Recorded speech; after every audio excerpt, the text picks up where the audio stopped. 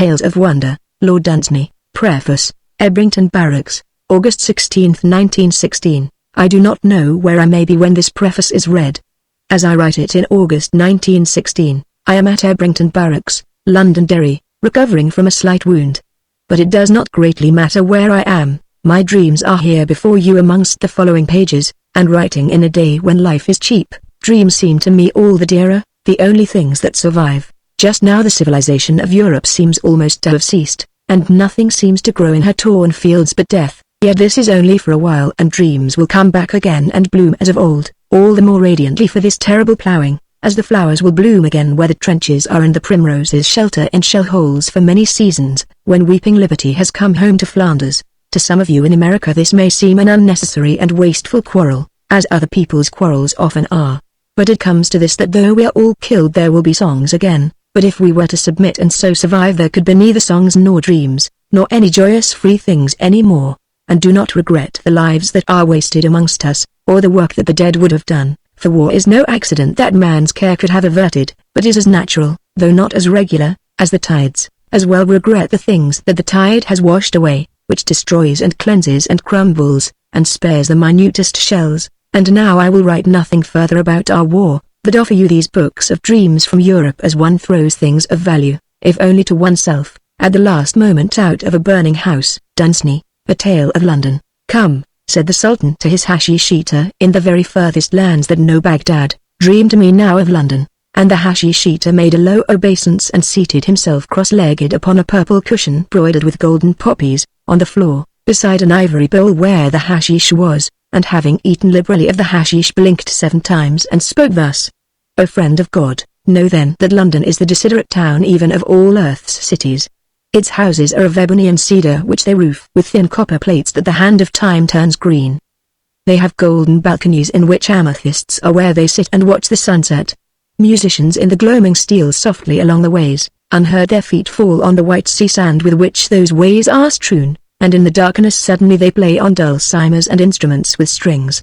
Then are the murmurs in the balconies praising their skill, then are the bracelets cast down to them for reward and golden necklaces and even pearls. Indeed, but the city is fair, there is by the sandy ways a paving all alabaster, and the lanterns along it are of chrysoprase, all night long they shine green, but of amethyst are the lanterns of the balconies. As the musicians go along the ways dancers gather about them and dance upon the alabaster pavings, for joy and not for hire. Sometimes a window opens far up in an ebony palace and a wreath is cast down to a dancer or orchids showered upon them. Indeed of many cities have I dreamt but of none fairer, through many marble metropolitan gates hashish has led me, but London is its secret, the last gate of all, the ivory bowl has nothing more to show. And indeed even now the imps that crawl behind me and that will not let me be are plucking me by the elbow and bidding my spirit return, for well they know that I have seen too much. No, not London, they say, and therefore I will speak of some other city, a city of some less mysterious land, and anger not the imps with forbidden things. I will speak of Persepolis or famous Thebes. A shade of annoyance crossed the Sultan's face, a look of thunder that you had scarcely seen, but in those lands they watched his visage well, and though his spirit was wandering far away and his eyes were bleared with hashish yet that storyteller there and then perceived the look that was death, and sent his spirit back at once to London as a man runs into his house when the thunder comes. And therefore, he continued, in the desiderate city, in London, all their camels are pure white. Remarkable is the swiftness of their horses, that draw their chariots that are of ivory along those sandy ways and that are of surpassing lightness. They have little bells of silver upon their horses' heads. O friend of God, if you perceive their merchants, the glory of their dresses in the noonday, they are no less gorgeous than those butterflies that float about their streets. They have overcloaks of green and vestments of azure, huge purple flowers blaze on their overcloaks, the work of cunning needles, the centers of the flowers are of gold and the petals of purple. All their hats are black. No, no, said the Sultan, but irises are set about the brims, and green plumes float above the crowns of them. They have a river that is named the Thames, on it their ships go up with violet sails bringing incense for the braziers that perfume the streets, new songs exchanged for gold with alien tribes, raw silver for the statues of their heroes, gold to make balconies where the women sit, great sapphires to reward their poets with, the secrets of old cities and strange lands, the earning of the dwellers in far isles, emeralds, diamonds, and the hoards of the sea. and whenever a ship comes into port and furls its violet sails and the news spreads through London that she has come, then all the merchants go down to the river to barter, and all day long the chariots whirl through the streets, and the sound of their going is a mighty roar all day until evening. Their roar is even like, not so, said the Sultan. Truth is not hidden from the friend of God, replied the hashish eater. I have heard being drunken with the hashish, for in the desiderate city, even in London, so thick upon the ways is the white sea sand with which the city glimmers that no sound comes from the path of the charioteers, but they go softly like a light sea wind. It is well, said the Sultan, they go softly down to the port where the vessels are, and the merchandise in from the sea, amongst the wonders that the sailors show, on land by the high ships, and softly they go through swiftly at evening back to their homes. Oh, would that the munificent, the illustrious, the friend of God, had even seen these things, had seen the jewelers with their empty baskets, bargaining there by the ships, when the barrels of emeralds came up from the hold. Or would that he had seen the fountains there in silver basins in the midst of the ways. I have seen small spires upon their ebony houses, and the spires were all of gold. Birds strutted there upon the copper roofs from golden spire to spire that have no equal for splendor in all the woods of the world. And over London the desiderate city the sky is so deep a blue that by this alone the traveller may know where he has come, and may end his fortunate journey. Nor yet for any colour of the sky is there too great heat in London, for along its ways a wind blows always from the south gently and cools the city. Such, O friend of God, is indeed the city of London, lying very far off on the yonder side of Baghdad, without a peer for beauty or excellence of its ways among the towns of the earth or cities of song, and even so, as I have told, its fortunate citizens dwell, with their hearts ever devising beautiful things, and from the beauty of their own fair work that is more abundant around them every year, receiving new inspirations to work things more beautiful yet. And is their government good? The Sultan said, It is most good, said the hashish eater, and fell backwards upon the floor. He lay thus and was silent. And when the Sultan perceived he would speak no more that night, he smiled and lightly applauded, and there was envy in that palace, in lands beyond Baghdad, of all that dwell in London. 13 At table, in front of a spacious fireplace of the old kind, when the logs were well alight, and men with pipes and glasses were gathered before it in great easeful chairs, and the wild weather outside and the comfort that was within, and the season of the year, for it was Christmas and the hour of the night, all called for the weird or uncanny. Then out spoke the ex-master of foxhounds and told this tale. I once had an odd experience too. It was when I had the Bromley and Sydenham. The year one gave them up. As a matter of fact, it was the last day of the season. It was no use going on because there were no foxes left in the county, and London was sweeping down on us. You could see it from the kennels all along the skyline like a terrible army in grey, and masses of villas every year came skirmishing down our valleys. Our covers were mostly on the hills, and as the town came down upon the valleys the foxes used to leave them and go right away out of the county, and they never returned. I think they went by night and moved great distances. Well, it was early April and we had drawn blank all day, and at the last draw of all, the very last of the season, we found a fox. He left the cover with his back to London and its railways and villas and wire, and slipped away towards the chalk country and open Kent. I felt as I once felt as a child on one summer's day when I found a door in a garden where I played left luckily ajar, and I pushed it open and the wide lands were before me and waving fields of corn. We settled down into a steady gallop and the fields began to drift by under us, and a great wind arose full of fresh breath. We left the clay lands where the bracken grows and came to a valley at the edge of the chalk. As we went down into it we saw the fox go up the other side like a shadow that crosses the evening, and glide into a wood that stood on the top. We saw a flash of primroses in the wood and we were out the other side, hounds hunting perfectly and the fox still going absolutely straight. It began to dawn on me then that we were in for a great hunt. I took a deep breath when I thought of it, the taste of the air of a perfect spring afternoon as it came to one galloping, and the thought of a great run, were together like some old rare wine. Our faces now were to another valley, large fields led down to it, with easy hedges, at the bottom of it a bright blue stream went singing and rambling village smoked. The sunlight on the opposite slopes danced like a fairy, and all along the top old woods were frowning, but they dreamed of spring. The field had fallen off and were far behind, and my only human companion was James, my old first whip, who had a hound's instinct, and a personal animosity against a fox that even embittered his speech. Across the valley the fox went as straight as a railway line, and again we went without a check straight through the woods at the top.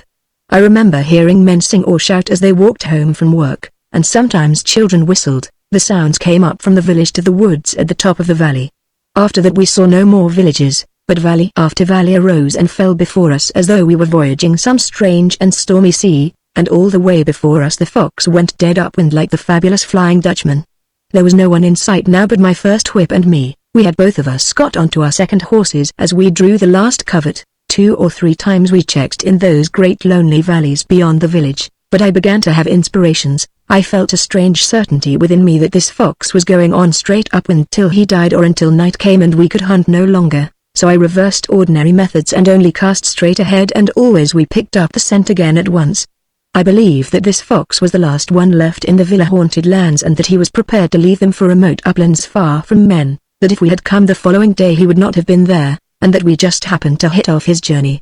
Evening began to descend upon the valleys. Still the hounds drifted on, like the lazy but unresting shadows of clouds upon a summer's day. We heard a shepherd calling to his dog. We saw 2 maidens move towards a hidden farm, one of them singing softly. No other sounds, but ours, disturbed the leisure and the loneliness of haunts that seemed not yet to have known the inventions of steam and gunpowder, even as China, they say, in some of her further mountains does not yet know that she has fought Japan.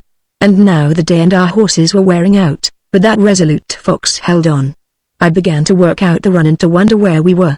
The last landmark I had ever seen before must have been over 5 miles back, and from there to the start was at least 10 miles more. If only we could kill. Then the sun set. I wondered what chance we had of killing our fox. I looked at James' face as he rode beside me. He did not seem to have lost any confidence, yet his horse was as tired as mine. It was a good clear twilight and the scent was as strong as ever, and the fences were easy enough, but those valleys were terribly trying and they still rolled on and on. It looked as if the light would outlast all possible endurance both of the fox and the horses, if the scent held good and he did not go to ground, otherwise night would end it. For long we had seen no houses and no roads, only chalk slopes with the twilight on them, and here and there some sheep, and scattered copses darkening in the evening. At some moment I seemed to realize all at once that the light was spent and that darkness was hovering. I looked at James. He was solemnly shaking his head. Suddenly in a little wooded valley we saw climb over the oaks the red-brown gables of a queer old house. At that instant I saw the fox scarcely heading by 50 yards. We blundered through a wood into full sight of the house, but no avenue led up to it or even a path, nor were there any signs of wheel marks anywhere. Already lights shone here and there in windows. We were in a park, and a fine park, but unkempt beyond credibility. Brambles grew everywhere. It was too dark to see the fox anymore, but we knew he was dead beat. The hounds were just before us, and a 4-foot railing of oak. I shouldn't have tried it on the fresh horse, the beginning of a run, and here was a horse near his last gasp. But what a run! An event standing out in a lifetime, and the hounds close up on their fox, slipping into the darkness as I hesitated. I decided to try it. My horse rose about 8 inches and took it fair with his breast, and the oak log flew into handfuls of wet decay, it rotten with years. And then we were on a lawn, and at the far end of it the hounds were tumbling over their fox. Fox, hounds and light were all done together at the over 20-mile point. We made some noise then, but nobody came out of the queer old house. I felt pretty stiff as I walked round to the hall door with the mask and the brush while James went with the hounds and the 2 horses to look for the stables. I rang a bell marvelously encrusted with rust, and after a long while the door opened a little way, revealing a hall with much old armor in it and the shabbiest butler that I have ever known. I asked him who lived there. Sir Richard Allen. I explained that my horse could go no further that night and that I wished to ask Sir Richard Allen for a bed for the night. "Oh, no one ever comes here, sir," said the butler. I pointed out that I had come. "I don't think it would be possible, sir," he said. This annoyed me and I asked to see Sir Richard, and insisted until he came. Then I apologized and explained the situation. He looked only 50, but a varsity or on the wall with the date of the early 70s made him older than that. His face had something of the shy look of the hermit. He regretted that he had not room to put me up. I was sure that this was untrue. Also I had to be put up there was nowhere else within miles, so I almost insisted. Then to my astonishment he turned to the butler and they talked it over in an undertone. At last they seemed to think that they could manage it, though clearly with reluctance. It was by now 7 o'clock and Sir Richard told me he dined at 7:30. There was no question of clothes for me other than those I stood in, as my host was shorter and broader. He showed me presently to the drawing room and there he reappeared before 7:30 in evening dress and a white waistcoat. The drawing room was large and contained old furniture, but it was rather worn than venerable. An Aubusson carpet flapped about the floor. The wind seemed momently to enter the room, and old draughts haunted corners, The stealthy feet of rats that were never addressed indicated the extent of the ruin that time had wrought in the wainscot. Somewhere far off a shutter flapped to and fro. The guttering candles were insufficient to light so large a room. The gloom that these things suggested was quite in keeping with Sir Richard's first remark to me after he entered the room. "I must tell you, sir, that I have led a wicked life." "Oh, a very wicked life." Such confidences from a man much older than oneself after one has known him for half an hour are so rare that any possible answer merely does not suggest itself. I said rather slowly, "Oh, really?" and chiefly to forestall another such remark I said, "What a charming house you have." "Yes," he said, "I have not left it for nearly 40 years. Since I left the varsity. One is young there, you know, and one has opportunities, but I make no excuses, no excuses." And the door, slipping its rusty latch, came drifting on the draught into the room, and the long carpet flapped and the hangings upon the walls. Then the draught fell rustling away and the door slammed to again. "Ah, Marianne," he said, "we have a guest tonight. Mr. Linton. This is Marianne Gibb." And everything became clear to me. Mad, I said to myself, for no one had entered the room. The rats ran up the length of the room behind the wainscot ceaselessly, and the wind unlatched the door again and the folds of the carpet fluttered up to our feet and stopped there, for our weight held it down. "Let me introduce Mr. Linton," said my host, Lady Mary Erringer. The door slammed back again. I bowed politely. Even had I been invited I should have humored him, but it was the very least that an uninvited guest could do. This kind of thing happened 11 times, the rustling, and the fluttering of the carpet and the footsteps of the rats, and the restless door, and then the sad voice of my host introducing me to phantoms. Then for some while we waited while I struggled with the situation. Conversation flowed slowly. And again the draught came trailing up the room, while the flaring candles filled it with hurrying shadows. "Ah, late again, Cicely," said my host in his soft, mournful way. "Always late, Cicely." Then I went down to dinner with that man and his mind and the 12 phantoms that haunted it. I found a long table with fine old silver on it and places laid for 14. The butler was now in evening dress. There were fewer draughts in the dining room. The scene was less gloomy there. "Will you sit next to Rosalind at the other end?" Richard said to me. "She always takes the head of the table. I wronged her most of all." I said, "I shall be delighted." I looked at the butler closely, but never did I see by any expression of his face or by anything that he did any suggestion that he waited upon less than 14 people in the complete possession of all their faculties. Perhaps a dish appeared to be refused more often than taken, but every glass was equally filled with champagne. At first I found little to say, but when Sir Richard, speaking from the far end of the table, said, "You are tired, Mr. Linton," I was reminded that I owed something to a host upon whom I had forced myself. It was excellent champagne, and with the help of a second glass I made the effort to begin a conversation with Miss Helen Errold, for whom the place upon one side of me was laid. It came more easy to me very soon. I frequently paused in my monologue, like Mark Antony, for a reply, and sometimes I turned and spoke to Miss Rosalind Smith. Sir Richard at the other end talked sorrowfully on. He spoke as a condemned man might speak to his judge, and yet somewhat as a judge might speak to one that he once condemned wrongly. My own mind began to turn to mournful things. I drank another glass of champagne, but I was still thirsty. I felt as if all the moisture in my body had been blown away over the downs of Kent by the wind up which we had galloped. Still I was not talking enough. My host was looking at me. I made another effort. After all, I had something to talk about. A 20-mile point is not often seen in a lifetime, especially south of the Thames. I began to describe the run to Rosalind Smith. I could see then that my host was pleased. The sad look in his face gave a kind of a flicker, like mist upon the mountains on a miserable day when a faint puff comes from the sea and the mist would lift if it could. And the butler refilled my glass very attentively. I asked her first if she hunted, and paused and began my story. I told her where we had found the fox and how fast and straight he had gone, and how I had got through the village by keeping to the road, while the little gardens and wire, and then the river, had stopped the rest of the field. I told her the kind of country that we crossed and how splendid it looked in the spring, and how mysterious the valleys were as soon as the twilight came, and what a glorious horse I had and how wonderfully he went. I was so fearfully thirsty after the great hunt that I had to stop for a moment now and then, but I went on with my description of that famous run, for I had warmed to the subject, and after all there was nobody to tell of it but me except my old whipper-in, and the old fellow's probably drunk by now, I thought. I described to her minutely the exact spot in the run at which it had come to me clearly that this was going to be the greatest hunt in the whole history of Kent. Sometimes I forgot incidents that had happened, as one well may, in a run of 20 miles, and then I had to fill in the gaps by inventing. I was pleased to be able to make the party go off well by means of my conversation, and besides that the lady to whom I was speaking was extremely pretty. I do not mean in a flesh and blood kind of way, but there were little shadowy lines about the chair beside me that hinted at an unusually graceful figure when Miss Rosalind Smith was alive, and I began to perceive that what I first mistook for the smoke of guttering candles and a tablecloth waving in the draught was in reality an extremely animated company who listened, and not without interest, to my story of by far the greatest hunt that the world had ever known. Indeed, I told them that I would confidently go further and predict that never in the history of the world would there be such a run again. Only my throat was terribly dry. And then, as it seemed, they wanted to hear more about my horse.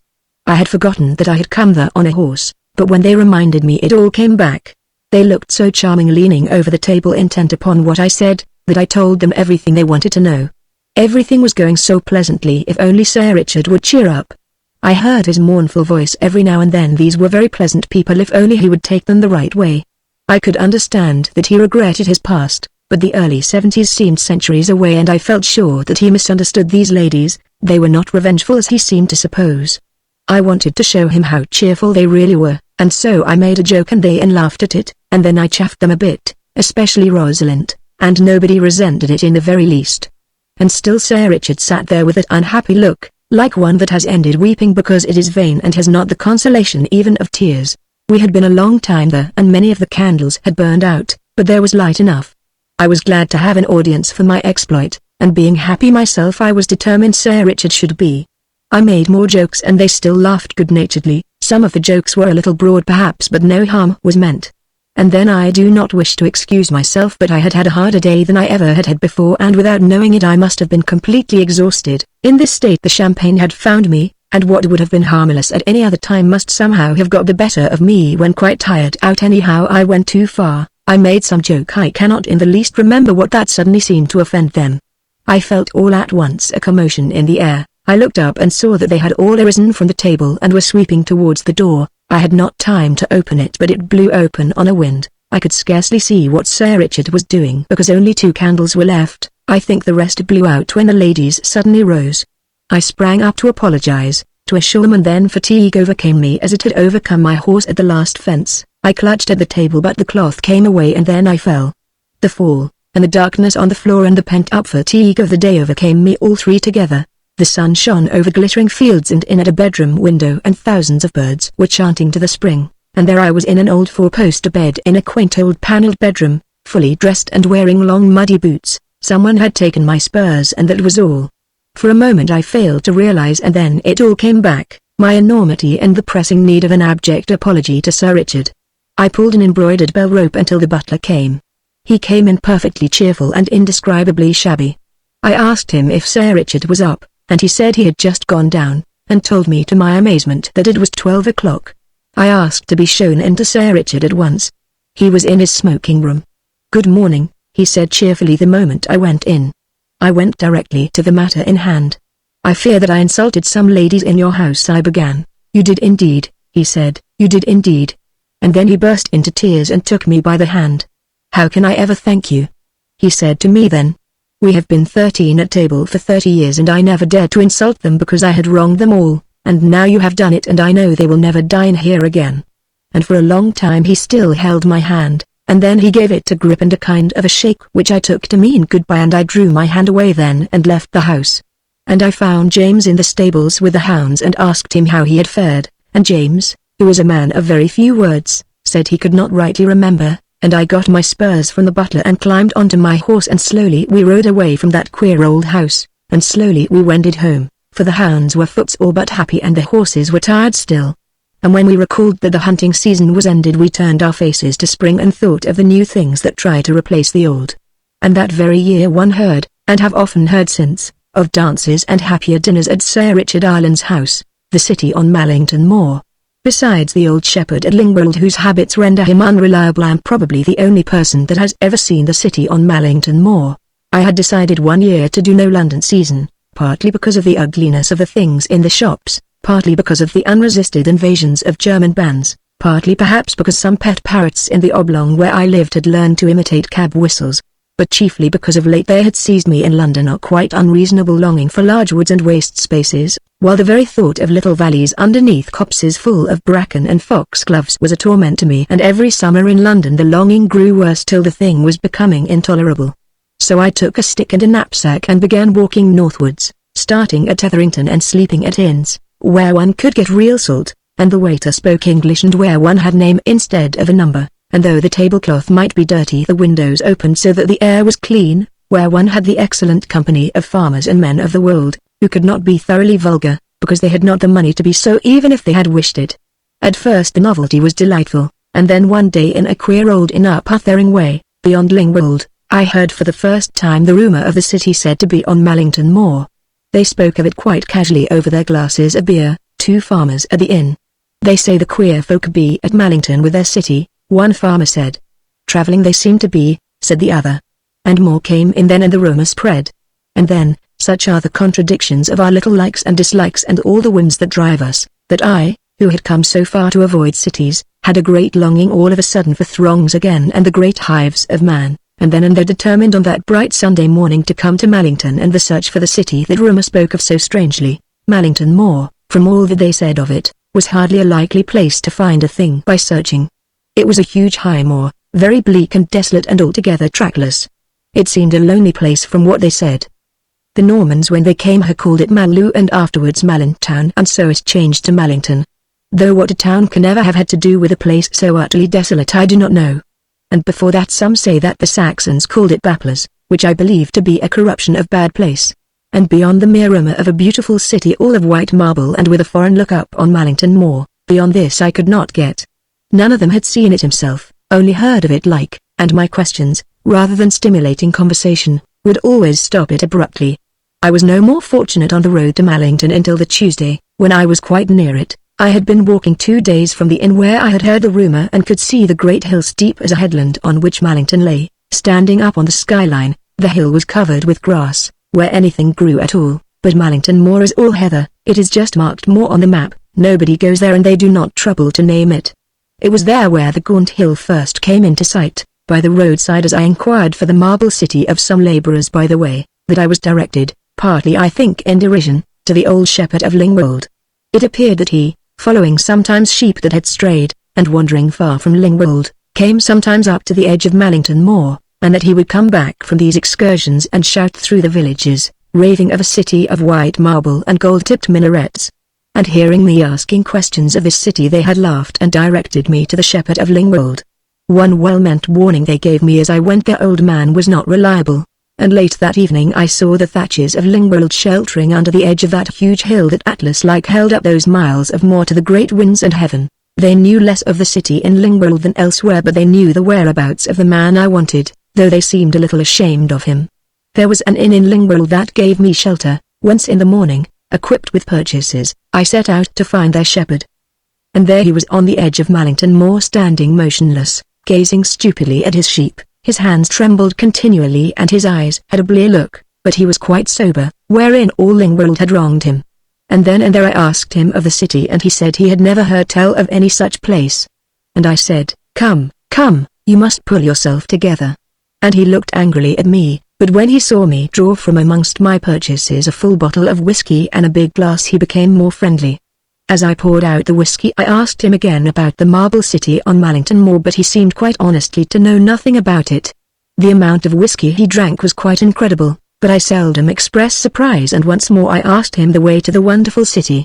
His hand was steadier now and his eyes more intelligent, and he said that he had heard something of some such city, but his memory was evidently blurred and he was still unable to give me useful directions. I consequently gave him another tumbler, which he drank off like the first without any water, and almost at once he was a different man. The trembling in his hand stopped altogether. His eye became as quick as a younger man's. He answered my questions readily and frankly, and, what was more important to me still, his old memory became alert and clear for even minutest details. His gratitude to myself I need not mention, for I make no pretense that I bought the bottle of whiskey that the old shepherd enjoyed so much without at least some thought of my own advantage. Yet it was pleasant to reflect that it was due to me that he had pulled himself together and steadied his shaking hand and cleared his mind, recovered his memory and his self-respect. He spoke to me quite clearly, no longer slurring his words. He had seen the city first one moonlight night when he was lost in the mist on the big moor. He had wandered far in the mist, and when it lifted he saw the city by moonlight. He had no food, but luckily had his flask. There never was such a city, not even in books. Travelers talk sometimes of Venice seen from the sea. There might be such a place or there might not, but, whether or no, it was nothing to the city on Mallington Moor. Men who read books had talked to him in his time, hundreds of books, but they never could tell of any city like this. Why, the place was all of marble, roads, walls and palaces, all pure white marble, and the tops of the tall thin spires were entirely of gold. And there were queer folk in the city even for foreigners. And there were camels, but I cut him short for I thought I could judge for myself, if there was such a place, and, if not, I was wasting my time as well as a pint of good whiskey. So I got him to speak of the way, and after more circumlocution than I needed and more talk of the city he pointed to a tiny track on the black earth just beside us, a little twisty way you could hardly see. I said the moor was trackless, untrodden of man or dog. It certainly was, and seemed to have less to do with the ways of man than any waste I have seen, but the track the old shepherd showed me, if track it was no more than the track of a hare. An elf path the old man called it. Heaven knows what he meant. And then before I left him he insisted on giving me his flask with the queer strong rum it contained. Whiskey brings out in some men melancholy, in some rejoicing. With him it was clearly generosity, and he insisted until I took his rum, though I did not mean to drink it. It was lonely up there, he said, and bitter cold, and the city hard to find, being set in a hollow, and I should need the rum, and he had never seen the marble city except on days when he had had his flask. He seemed to regard that rusted iron flask as a sort of mascot, and in the end I took it. I followed that odd, faint track on the black earth under the heather till I came to the big grey stone beyond the horizon, where the track divides into two, and I took the one to the left as the old man told me.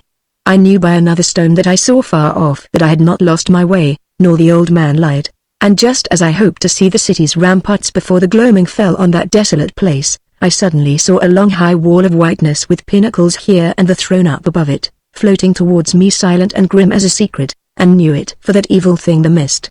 The sun, though low, was shining on every sprig of heather. The green and scarlet mosses were shining with it too. It seemed incredible that in 3 minutes' time all those colors would be gone and nothing left all round but a grey darkness. I gave up hope of finding the city that day. A broader path than mine could have been quite easily lost. I hastily chose for my bed a thick patch of heather, wrapped myself in a waterproof cloak, and lay down and made myself comfortable. And then the mist came. It came like the careful pulling of lace curtains, then like the drawing of grey blinds. It shut out the horizon to the north, then to the east and west. It turned the whole sky white and hid the moor. It came down on it like a metropolis, only utterly silent, silent and white as tombstones. And then I was glad of that strange strong rum, or whatever it was in the flask that the shepherd gave me, for I did not think that the mist would clear till night, and I feared the night would be cold. So I nearly emptied the flask, and, sooner than I expected, I fell asleep. For the first night out as a rule one does not sleep at once but is kept awake some while by the little winds and the unfamiliar sound of the things that wander at night, and that cry to one another far off with their queer, faint voices. One misses them afterwards when one gets to houses again. But I heard none of these sounds in the mist that evening, and then I woke and found that the mist was gone and the sun was just disappearing under the moor, and I knew that I had not slept for as long as I thought. And I decided to go on while I could, for I thought that I was not very far from the city. I went on and on along the twisty track. Bits of the mist came down and filled the hollows but lifted again at once so that I saw my way. The twilight faded as I went, a star appeared, and I was able to see the track no longer. I could go no further that night, yet before I lay down to sleep I decided to go and look over the edge of a wide depression in the moor that I saw a little way off. So I left the track and walked a few hundred yards, and when I got to the edge the hollow was full of mist all white underneath me. Another star appeared and a cold wind arose, and with the wind the mist flapped away like a curtain. And there was the city. Nothing the shepherd had said was the least untrue or even exaggerated. The poor old man had told the simple truth. There is not a city like it in the world. What he had called thin spires were minarets, but the little domes on the top were clearly pure gold, as he said. There were the marble terraces he described and the pure white palaces covered with carving and hundreds of minarets. The city was obviously of the east, and yet where there should have been crescents on the domes of the minarets there were golden suns with rays, and wherever one looked one saw things that obscured its origin. I walked down to it, and, passing through a wicket gate of gold in a low wall of white marble, I entered the city. The heather went right up to the city's edge and beat against the marble wall whenever the wind blew it. Lights began to twinkle from high windows of blue glass as I walked up the white street. Beautiful copper lanterns were lit up and let down from balconies by silver chains. From doors ajar came the sound of voices singing, and then I saw the men. Their faces were rather grey than black, and they wore beautiful robes of coloured silk with hems embroidered with gold and some with copper, and sometimes pacing down the marble ways with golden baskets hung on each side of them. I saw the camels of which the old shepherd spoke.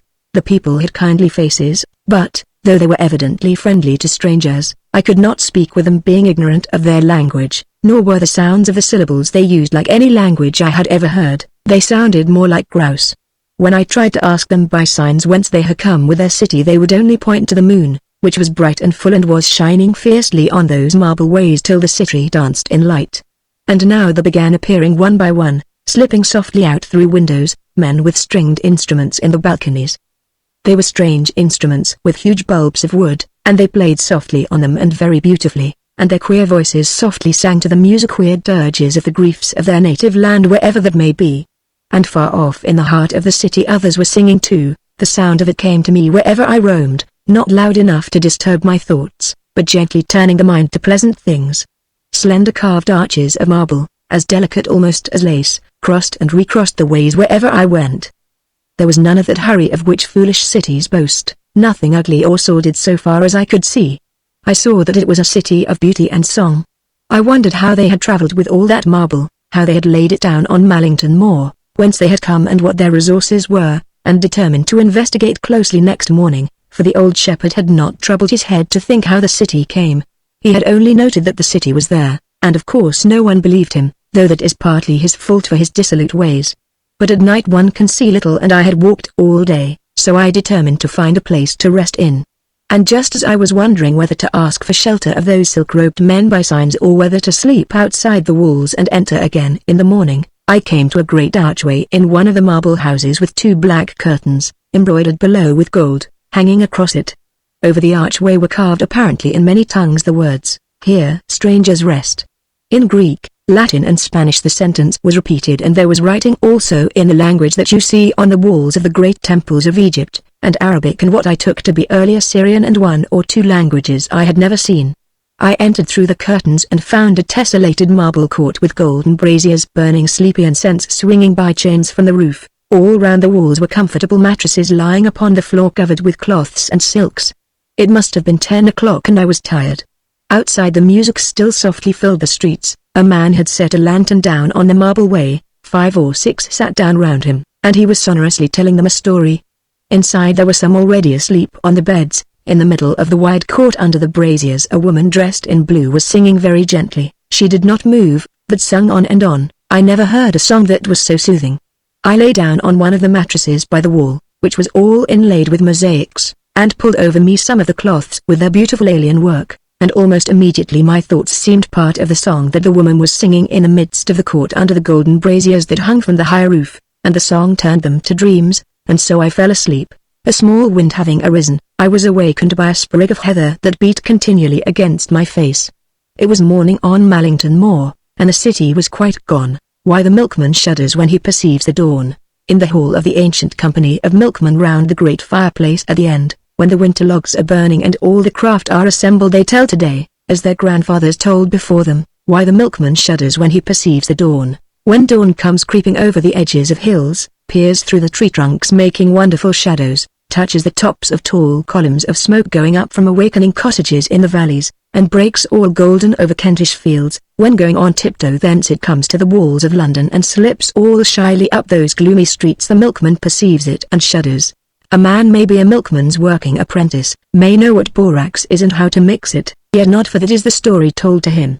There are 5 men alone that tell that story, 5 men appointed by the master of the company, by whom each place is filled as it falls vacant, and if you do not hear it from one of them you hear the story from no one, and so can never know why the milkman shudders when he perceives the dawn. It is the way of one of these 5 men, grey beards all and milkman from infancy, to rub his hands by the fire when the great logs burn, and to settle himself more easily in his chair, perhaps to sip some drink far other than milk, then to look round to see that none are there to whom it would not be fitting the tale should be told, and, looking from face to face and seeing none but the men of the ancient company, and questioning mutely the rest of the 5 with his eyes, if some of the 5 be there, and receiving their permission, to cough and to tell the tale. And a great hush falls in the hall of the ancient company, and something about the shape of the roof and the rafters makes the tale resonant all down the hall, so that the youngest hears it far away from the fire and knows, and dreams of the day when perhaps he will tell himself why the milkman shudders when he perceives the dawn. Not as one tells some casual fact is it told, nor is it commented on from man to man, but it is told by that great fire only, and when the occasion and the stillness of the room and the merit of the wine and the profit of all seem to warrant it in the opinion of the 5 deputed men, then does one of them tell it, as I have said, not heralded by any master of ceremonies, but as though it arose out of the warmth of the fire before which his knotted hands would chance to be, not a thing learned by rote, but told differently by each teller, and differently according to his mood, yet never has one of them dared to alter its salient points. There is none so base among the company of milkmen. The company of powderers for the face know of this story and have envied it, the worthy company of chin barbers, and the company of whiskerers, but none have heard it in the milkman's hall, through whose wall no rumor of the secret goes, and though they have invented tales of their own antiquity mocks them. This mellow story was ripe with honorable years when milkmen wore beaver hats. Its origin was still mysterious when smocks were the vogue. Men asked one another when Stuarts were on the throne, and only the ancient company knew the answer, why the milkman shudders when he perceives the dawn. It is all for envy of this tale's reputation that the company of powderers for the face have invented the tale that they too tell of an evening, why the dog barks when he hears the step of the baker, and because probably all men know that tale the company of the powderers for the face have dared to consider it famous.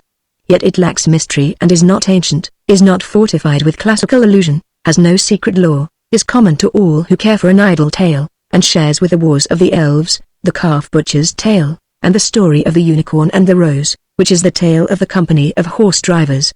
Their obvious inferiority, but unlike all these tales so new to time, and many another that the last 2 centuries tell, the tale that the milkmen tell ripples wisely on, so full of quotation from the profoundest writers, so full of recondite allusion, so deeply tinged with all the wisdom of man and instructive with the experience of all times that they that hear it in the milkman's hall as they interpret allusion after allusion and trace obscure quotation lose idle curiosity and forget to question why the milkman shudders when he perceives the dawn.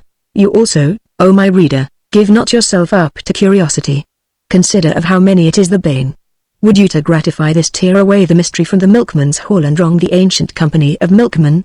Would they if all the world knew it and it became a common thing to tell that tale any more that they have told for the last 400 years?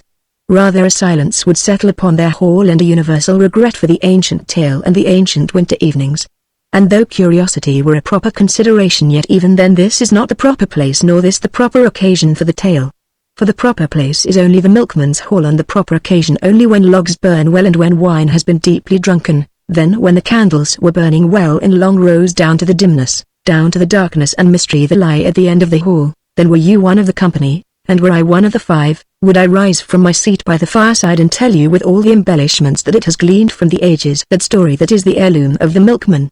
And the long candles would burn lower and lower and gutter away till they liquefied in their sockets, and draughts would blow from the shadowy end of the hall stronger and stronger till the shadows came after them, and still I would hold you with that treasured story, not by any wit of mine but all for the sake of its glamour and the times out of which it came. One by one the candles would flare and die and, when all were gone, by the light of ominous sparks when each milkman's face looks fearful to his fellow, you would know, as now you cannot, why the milkman shudders when he perceives the dawn.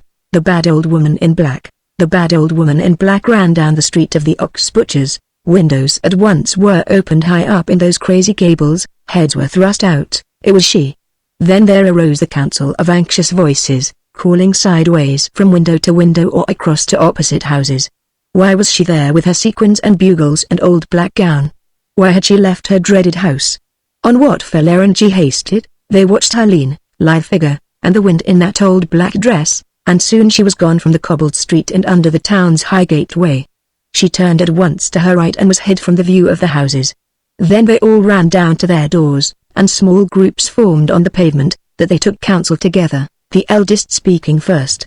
Of what they had seen they said nothing, for there was no doubt it was she. It was of the future they spoke, and the future only.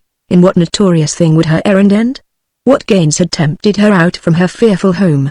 What brilliant but sinful scheme had her genius planned? Above all, What future evil did this portend? Thus at first it was only questions. And then the old greybeards spoke, each one to a little group. They had seen her out before, had known her when she was younger, and had noted the evil things that had followed her goings. The small groups listened well to their low and earnest voices. No one asked questions now or guessed at her infamous errand, but listened only to the wise old men who knew the things that had been, and who told the younger men of the dooms that had come before. Nobody knew how many times she had left her dreaded house, but the oldest recounted all the times that they knew, and the way she had gone each time, and the doom that had followed her going, and two could remember the earthquake that there was in the street of the shearers. So were there many tales of the times that were told on the pavement near the old green doors by the edge of the cobbled street, and the experience that the aged men had bought with their white hairs might be heard cheap by the young. But from all their experience only this was clear, that never twice in their lives had she done the same infamous thing, and that the same calamity twice had never followed her goings. Therefore it seemed that means were doubtful and few for finding out what thing was about to befall, and an ominous feeling of gloom came down on the street of the ox butchers. And in the gloom grew fears of the very worst. This comfort they only had when they put their fear into words, that the doom that followed her goings had never yet been anticipated. One feared that with magic she meant to move the moon, and he would have dammed the high tide on the neighboring coast, knowing that as the moon attracted the sea must attract the moon, and hoping by his device to humble her spells. Another would have fetched iron bars and clamped them across the street, remembering the earthquake there was in the street of the shearers. Another would have honored his household gods, the little cat-faced idols seated above his hearth, gods to whom magic was no unusual thing, and, having paid their fees and honored them well, would have put the whole case before them. His scheme found favor with many, and yet at last was rejected, for others ran indoors and brought out their gods, too, to be honored, till there was a herd of gods all seated there on the pavement. Yet would they have honored them and put their case before them, but that a fat man ran up last of all, carefully holding under a reverent arm his own two hound-faced gods, though he knew well as, indeed, all men must that they were notoriously at war with the little cat-faced idols. And although the animosities natural to faith had all been lulled by the crisis, yet a look of anger had come into the cat-like faces that no one dared disregard, and all perceived that if they stayed a moment longer there would be flaming around them the jealousy of the gods. So each man hastily took his idols home, leaving the fat man insisting that his hound-faced gods should be honored. Then there were schemes again and voices raised in debate, and many new dangers feared and new plans made, but in the end they made no defense against danger, for they knew not what it would be, but wrote upon parchment as a warning, and in order that all might know, the bad old woman in black ran down the street of the ox butchers, the bird of a difficult eye. Observant men and women that know their Bond Street well will appreciate my astonishment when in a jeweler's shop I perceived that nobody was furtively watching me. Not only this, but when I even picked up a little carved crystal to examine it, no shop assistants crowded round me. I walked the whole length of the shop, still no one politely followed. Seeing from this that some extraordinary revolution had occurred in the jewelry business, I went with my curiosity well aroused to a queer old person, half demon and half man, who has an idol shop in a byway of the city and who keeps me informed of affairs at the edge of the world.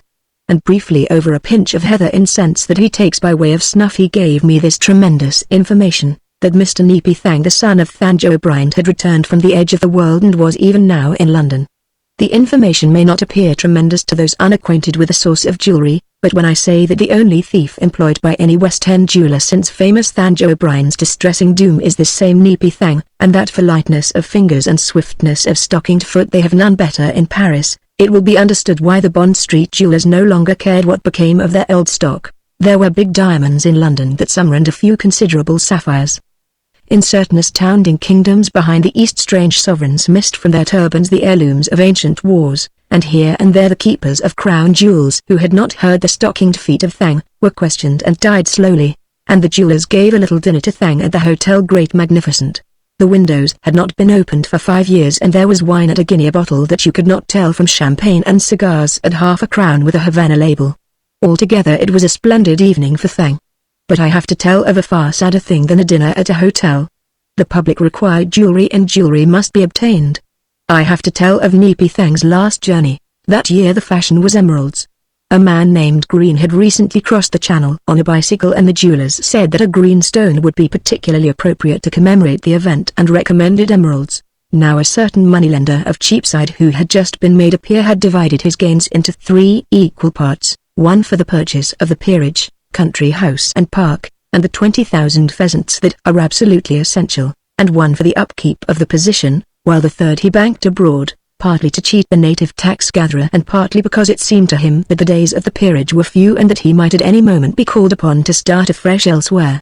In the upkeep of the position he included jewellery for his wife, and so it came about that Lord Castle-Norman placed an order with two well-known Bond Street jewellers named Messrs. Grosvenor and Campbell to the extent of £100,000 for a few reliable emeralds. But the emeralds in stock were mostly small and shop-soiled, and Neepy Thang had to set out at once before he had had as much as a week in London. I will briefly sketch his project. Not many knew it, for where the form of business is blackmail, the fewer creditors you have the better, which of course in various degrees applies at all times. On the shores of the risky seas of Shirorashan grows one tree only, so that upon its branches if anywhere in the world there must build its nest a bird of a difficult eye. Neepy Thang had come by this information, which was indeed the truth, that if the bird migrated to fairyland before the 3 eggs hatched out they would undoubtedly all turn into emeralds, while if they hatched out first it would be a bad business. When he had mentioned these eggs to Messrs. Grosvenor and Campbell they had said the very thing. They were men of few words, in English, for it was not their native tongue. So Neepy Thang set out. He bought the purple ticket at Victoria Station. He went by Herne Hill, Bromley and Bickley and past St. Mary Cray. At Earnsford he changed and taking a footpath along a winding valley went wandering into the hills.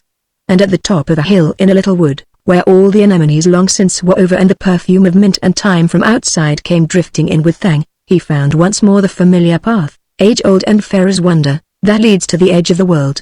Little to him were its sacred memories that are one with the secret of earth, for he was on business, and little would they be to me if I ever put them on paper. Let it suffice that he went down that path going further and further from the fields we know, and all the way he muttered to himself, what if the eggs hatch out and it be a bad business? The glamour that is at all times upon those lonely lands that lie at the back of the chalky hills of Kent intensified as he went upon his journeys. Queerer and queerer grew the things that he saw by Little World End path.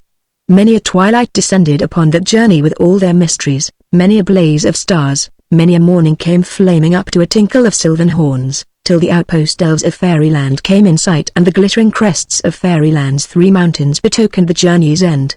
And so with painful steps, for the shores of the world are covered with huge crystals, he came to the risky seas of Shirorashan and saw them pounding to gravel the wreckage of fallen stars, saw them and heard their roar, those shipless seas that between earth and the fairies' homes heave beneath some huge wind that is none of our four. And there in the darkness on the grisly coast, for darkness was swooping slantwise down the sky as though with some evil purpose, there stood that lonely, gnarled and deciduous tree. It was a bad place to be found in after dark, and night descended with multitudes of stars, beasts prowling in the blackness glood, see any dictionary, but in vain, at Neepy Thang. And there on a lower branch within easy reach he clearly saw the bird of a difficult eye sitting upon the nest for which she is famous. Her face was towards those 3 inscrutable mountains, far off on the other side of the risky seas, whose hidden valleys are fairyland. Though not yet autumn in the fields we know, it was close on midwinter here, the moment as Thang knew when those eggs hatch out. Had he miscalculated and arrived a minute too late? Yet the bird was even now about to migrate. Her pinions fluttered and her gaze was toward fairyland. Thang hoped and muttered a prayer to those pagan gods whose spite and vengeance he had most reason to fear. It seems that it was too late or a prayer too small to placate them, for there and then the stroke of midwinter came and the eggs hatched out in the roar of Shirorashan, or ever the bird was gone with her difficult eye, and it was a bad business indeed for Neepy Thang. I haven't the heart to tell you any more, said Lord Castle-Norman some few weeks later to Messrs. Grosvenor and Campbell. You aren't off taking your time about those emeralds, the Long Porter's tale. There are things that are known only to the Long Porter of Tong Tong Tarrup as he sits and mumbles memories to himself in the little bastion gateway. He remembers the war there was in the halls of the gnomes, and how the fairies came for the opals once, which Tong Tong Tarrup has, and the way that the giants went through the fields below, he watching from his gateway. He remembers quests that are even yet a wonder to the gods. Who dwells in those frozen houses on the high bare brink of the world? Not even he has told me, and he is held to be garrulous. Among the elves, the only living things ever seen moving at that awful altitude where they quarry turquoise on earth's highest crag, his name is a byword for loquacity wherewith they mock the talkative, his favorite story if you offer him bash the drug of which he is fondest, and for which he will give his service in war to the elves against the goblins, or vice versa if the goblins bring him more. His favorite story, when bodily soothed by the drug and mentally fiercely excited, tells of a quest undertaken ever so long ago for nothing more marketable than an old woman's song. Picture him telling it. An old man, lean and bearded, and almost monstrously long, that lolled in a city's gateway on a crag perhaps 10 miles high, the houses for the most part facing eastward, lit by the sun and moon and the constellations we know, but one house on the pinnacle looking over the edge of the world and lit by the glimmer of those unearthly spaces where one long evening wears away the stars. My little offering of bash, a long forefinger that nipped it at once on a stained and greedy thumb. All these are in the foreground of the picture. In the background, the mystery of those silent houses and of not knowing who their denizens were, or what service they had at the hands of the long porter and what payment he had in return, and whether he was mortal. Picture him in the gateway of this incredible town, having swallowed my bash in silence, stretch his great length, lean back, and begin to speak. It seems that one clear morning 100 years ago, a visitor to Tong Tong Tarrup was climbing up from the world. He had already passed above the snow and had set his foot on a step of the earthward stairway that goes down from Tong Tong Tarrup onto the rocks, when the long porter saw him. And so painfully did he climb those easy steps that the grizzled man on watch had longed to wonder whether or not the stranger brought him bash, the drug that gives a meaning to the stars and seems to explain the twilight. And in the end there was not a scrap of bash, and the stranger had nothing better to offer that grizzled man than his mere story only. It seems that the stranger's name was Gerald Jones, and he always lived in London, but once as a child he had been on a northern moor.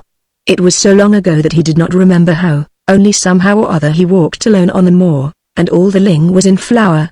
There was nothing in sight but ling and heather and bracken, except, far off near the sunset, on indistinct hills, there were little vague patches that looked like the fields of men. With evening a mist crept up and hid the hills, and still he went walking on over the moor. And then he came to the valley, a tiny valley in the midst of the moor, whose sides were incredibly steep. He lay down and looked at it through the roots of the ling. And a long, long way below him, in a garden by a cottage, with hollyhocks all round her that were taller than herself, there sat an old woman on a wooden chair, singing in the evening. And the man had taken a fancy to the song and remembered it after in London, and whenever it came to his mind it made him think of evenings the kind you don't get in London, and he heard a soft wind going idly over the moor and the bumblebees in a hurry, and forgot the noise of the traffic. And always, whenever he heard men speak of time, he grudged to time most this song. Once afterwards he went to that northern moor again and found the tiny valley. But there was no old woman in the garden, and no one was singing a song. And either regret for the song that the old woman had sung, on a summer evening 20 years away and daily receding, troubled his mind, or else the wearisome work that he did in London, for he worked for a great firm that was perfectly useless, and he grew old early, as men do in cities. And at last, when melancholy brought only regret and the uselessness of his work gained round him with age, he decided to consult a magician.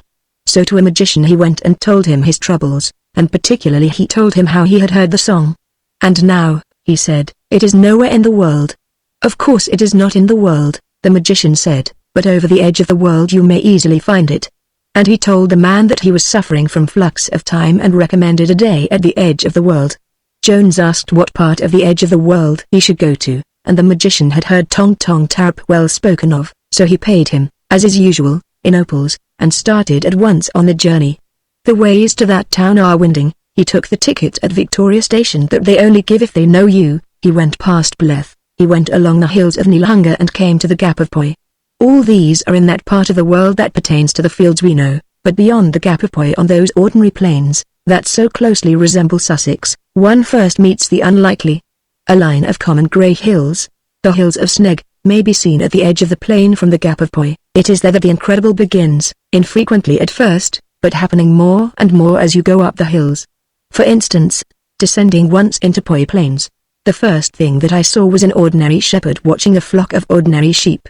I looked at them for some time and nothing happened, when, without a word, one of the sheep walked up to the shepherd and borrowed his pipe and smoked it, an incident that struck me as unlikely, but in the hills of Sneg I met an honest politician. Over these plains went Jones and over the hills of Sneg, meeting at first unlikely things, and then incredible things, till he came to the long slope beyond the hills that leads up to the edge of the world, and where, as all guidebooks tell, anything may happen. You might at the foot of this slope see here and the things that could conceivably occur in the fields we know, but soon these disappeared, and the traveler saw nothing but fabulous beasts, browsing on flowers as astounding as themselves, and rocks so distorted that their shapes had clearly a meaning, being too startling to be accidental. Even the trees were shockingly unfamiliar, they had so much to say, and they leant over to one another whenever they spoke and struck grotesque attitudes and leered. Jones saw two fir trees fighting. The effect of these scenes on his nerves was very severe. Still he climbed on, and was much cheered at last by the sight of a primrose, the only familiar thing he had seen for hours, but it whistled and skipped away. He saw the unicorns in their secret valley. Then night in a sinister way slipped over the sky, and there shone not only the stars, but lesser and greater moons, and he heard dragons rattling in the dark. With dawn there appeared above him among its amazing crags the town of Tong Tong Tarrup, with the light on its frozen stairs, a tiny cluster of houses far up in the sky. He was on a steep mountain now, great mists were leaving it slowly, and revealing, as they trailed away, more and more astonishing things. Before the mist had all gone he heard quite near him, on what he had thought was Bear Mountain, the sound of a heavy galloping on turf. He had come to the plateau of the centaurs, and all at once he saw them in the mist. There they were, the children of Fable, 5 enormous centaurs. Had he paused on account of any astonishment he had not come so far. He strode on over the plateau, and came quite near to the centaurs. It is never the centaurs wont to notice men. They pawed the ground and shouted to one another in Greek, but they said no word to him. Nevertheless they turned and stared at him when he left them, and when he had crossed the plateau and still went on, all 5 of them cantered after to the edge of their green land, for above the high green plateau of the centaurs is nothing but naked mountains, and the last green thing that is seen by the mountaineer as he travels to Tong Tong Tarrup is the grass that the centaurs trample. He came into the snowfields that the mountain wears like a cape, its head being bare above it, and still climbed on. The centaurs watched him with increasing wonder. Not even fabulous beasts were near him now, nor strange demoniac trees, nothing but snow and the clean bare crag above it on which was Tong Tong Tarrup. All day he climbed and evening found him above the snow line, and soon he came to the stairway cut in the rock and in sight of that grizzled man, the long porter of Tong Tong Tarrup, sitting mumbling amazing memories to himself and expecting in vain from the stranger a gift of bash.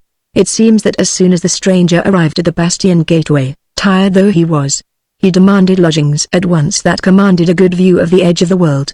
But the long porter, that grizzled man, disappointed of his bash, demanded the stranger's story to add to his memories before he would show him the way. And this is the story, if the long porter has told me the truth and if his memory is still what it was. And when the story was told, the grizzled man arose, and, dangling his musical keys, went up through door after door and by many stairs and led the stranger to the topmost house, the highest roof in the world, and in its parlor showed him the parlor window. There the tired stranger sat down in a chair and gazed out of the window sheer over the edge of the world. The window was shut, and in its glittering panes the twilight of the world's edge blazed and danced, partly like glow-worms' lamps and partly like the sea. It went by rippling, full of wonderful moons. But the traveler did not look at the wonderful moons. For from the abyss there grew with their roots in far constellations a row of hollyhocks, and amongst them a small green garden quivered and trembled as scenes tremble in water. Higher up, ling in bloom was floating upon the twilight, more and more floated up till all the twilight was purple. The little green garden low down was hung in the midst of it. And the garden down below, and the ling all around it, seemed all to be trembling and drifting on a song. For the twilight was full of a song that sang and rang along the edges of the world, and the green garden and the ling seemed to flicker and ripple with it as the song rose and fell, and an old woman was singing it down in the garden.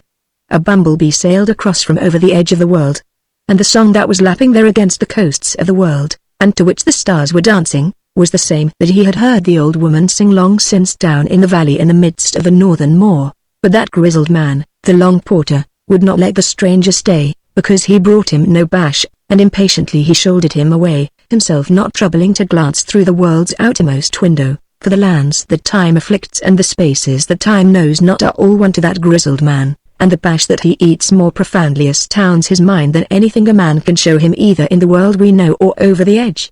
And, bitterly protesting, the traveler went back and down again to the world. Accustomed as I am to the incredible from knowing the edge of the world, the story presents difficulties to me.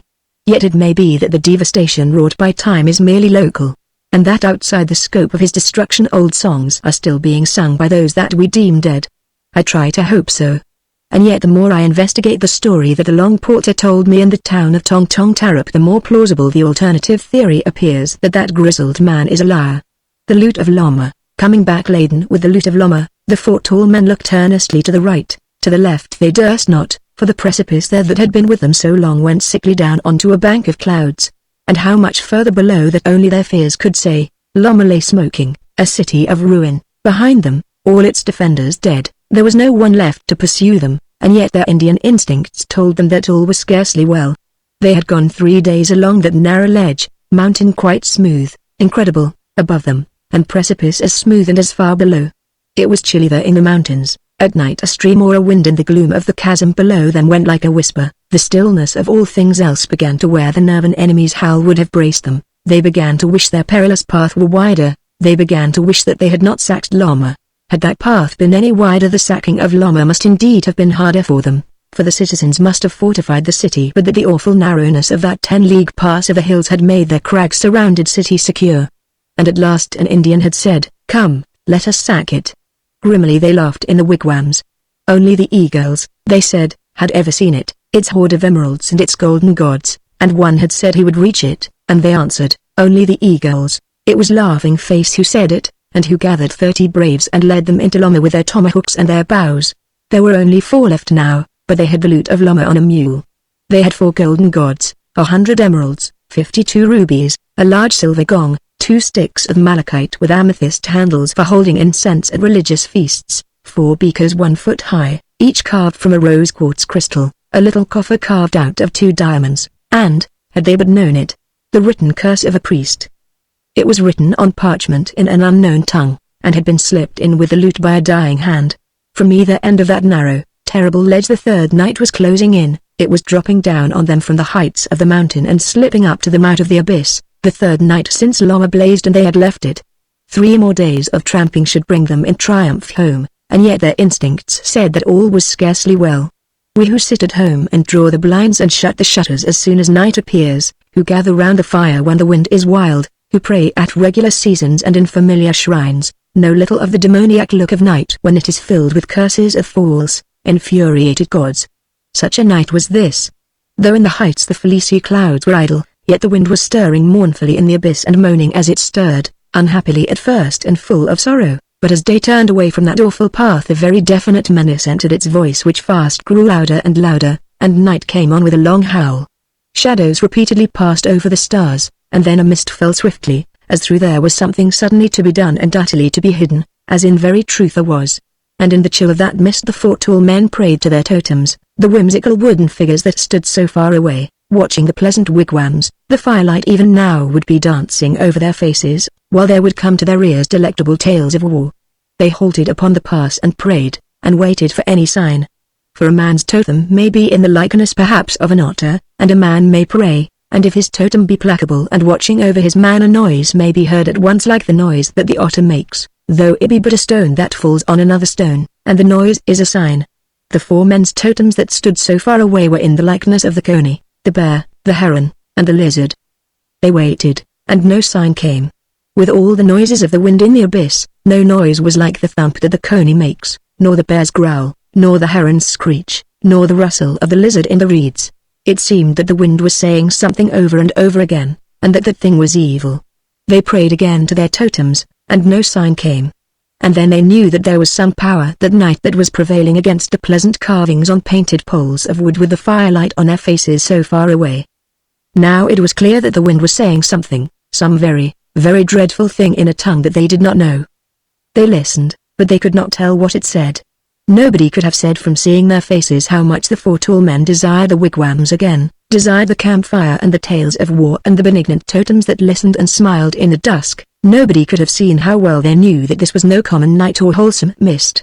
When at last no answer came nor any sign from their totems, they pulled out of the bag those golden gods that Lama gave not up except in flames and when all her men were dead. They had large ruby eyes and emerald tongues. They set them down upon that mountain pass, the cross-legged idols with their emerald tongues, and having placed between them a few decent yards, as it seemed meet there should be between gods and men, they bowed them down and prayed in their desperate straits in that dank, ominous night to the gods they had wronged, for it seemed that there was a vengeance upon the hills and that they would scarce escape, as the wind knew well. And the gods laughed, all 4, and wagged their emerald tongues. The Indians saw them, though the night had fallen and though the mist was low.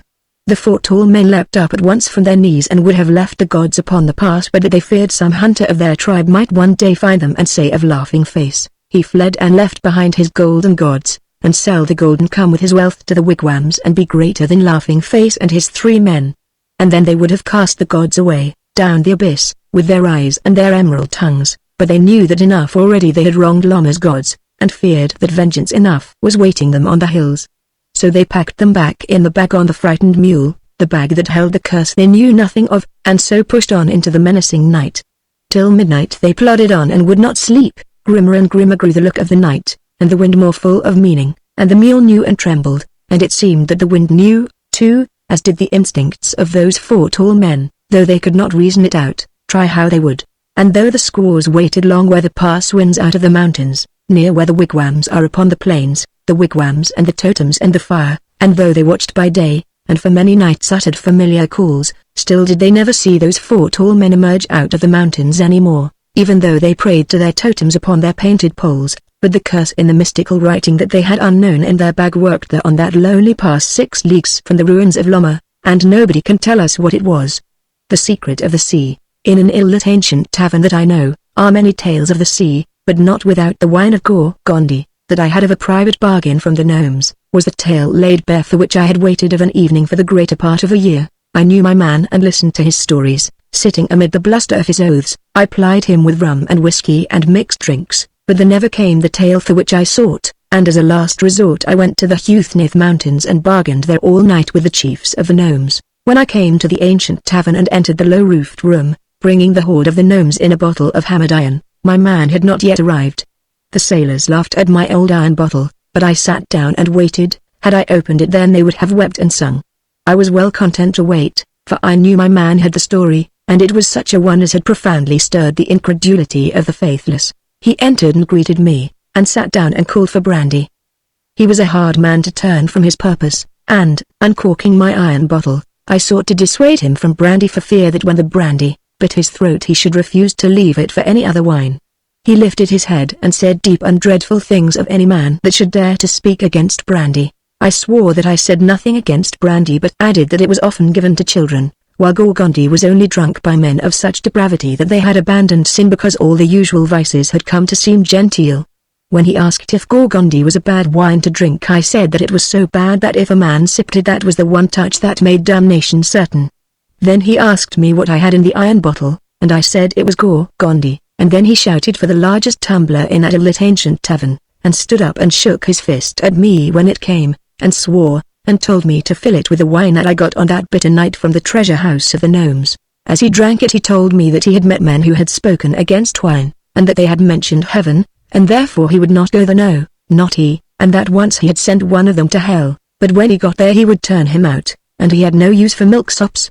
Over the second tumbler he was thoughtful, but still he said no word of the tale he knew, until I feared that it would never be heard.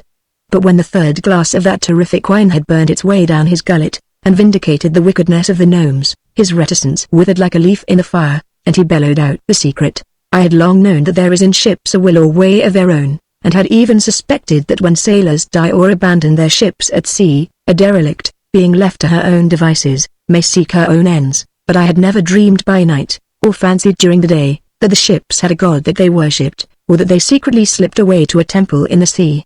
Over the 4th glass of the wine that the gnomes so sinfully brew but have kept so wisely from man, until the bargain that I had with their elders all through that autumn night, the sailor told me the story. I do not tell it as he told it to me because of the oaths that were in it, nor is it from delicacy that I refrain from writing these oaths verbatim, but merely because the horror they caused in me at the time troubles me still whenever I put them on paper, and I continued to shudder until I have blotted them out. Therefore, I tell the story in my own words, which, if they possess a certain decency that was not in the mouth of that sailor, unfortunately do not smack, as his did, of rum and blood and the sea. You would take a ship to be a dead thing like a table, as dead as bits of iron and canvas and wood. That is because you always live on shore, and have never seen the sea, and drink milk. Milk is a more accursed drink than water. What with the captain and what with the man at the wheel, and what with the crew, a ship has no fair chance of showing a will of her own. There is only one moment in the history of ships, that carry crews on board, when they act by their own free will. This moment comes when all the crew are drunk. As the last man falls drunk onto the deck, the ship is free of man, and immediately slips away. She slips away at once on a new course and is never 1 yard out in 100 miles. It was like this one night with the sea fancy. Bill Smiles was there himself, and can vouch for it. Bill Smiles has never told this tale before for fear that anyone should call him a liar. Nobody dislikes being hung as much as Bill Smiles would, but he won't be called a liar. I tell the tale as I heard it, relevancies and irrelevancies, though in my more decent words, and as I made no doubts of the truth of it then, I hardly like to now. Others can please themselves. It is not often that the whole of a crew is drunk. The crew of the Sea Fancy was no drunkener than others. It happened like this. The captain was always drunk. One day a fancy he had that some spiders were plotting against him, or a sudden bleeding he had from both his ears, made him think that drinking might be bad for his health. Next day he signed the pledge. He was sober all that morning and all the afternoon, but at evening he saw a sailor drinking a glass of beer, and a fit of madness seized him, and he said things that seemed bad to Bill Smiles. And next morning he made all of them take the pledge. For 2 days nobody had a drop to drink, unless you count water, and on the third morning the captain was quite drunk. It stood to reason they all had a glass or two then, except the man at the wheel, and towards evening the man at the wheel could bear it no longer, and seems to have had his glass like all the rest, for the ship's course wobbled a bit and made a circle or two. Then all of a sudden she went off south by east under full canvas till midnight, and never altered her course. And at midnight she came to the wide wet courts of the temple in the sea. People who think that Mr. Smiles is drunk often make a great mistake. And people are not the only ones that have made that mistake. Once a ship made it, and a lot of ships. It's a mistake to think that old Bill Smiles is drunk just because he can't move. Midnight and moonlight and the temple in the sea. Bill Smiles clearly remembers, and all the derelicts in the world were there, the old abandoned ships. The figureheads were nodding to themselves and blinking at the image. The image was a woman of white marble on a pedestal in the outer court of the Temple of the Sea. She was clearly the love of all the man-deserted ships, or the goddess to whom they prayed their heathen prayers. And as Bill Smiles was watching them, the lips of the figureheads moved. They all began to pray. But all at once their lips were closed with a snap when they saw that there were men on the Sea Fancy. They all came crowding up and nodded and nodded and nodded to see if all were drunk, and that's when they made their mistake about old Bill Smiles, although he couldn't move. They would have given up the treasuries of the gulfs sooner than let men hear the prayers they said or guess their love for the goddess. It is the intimate secret of the sea. The sailor paused. And, in my eagerness to hear what lyrical or blasphemous thing those figureheads prayed by moonlight at midnight in the sea to the woman of marble who was a goddess to ships, I pressed on the sailor more of my Gorgondy wine that the gnomes so wickedly brew. I should never have done it, but there he was sitting silent while the secret was almost mine.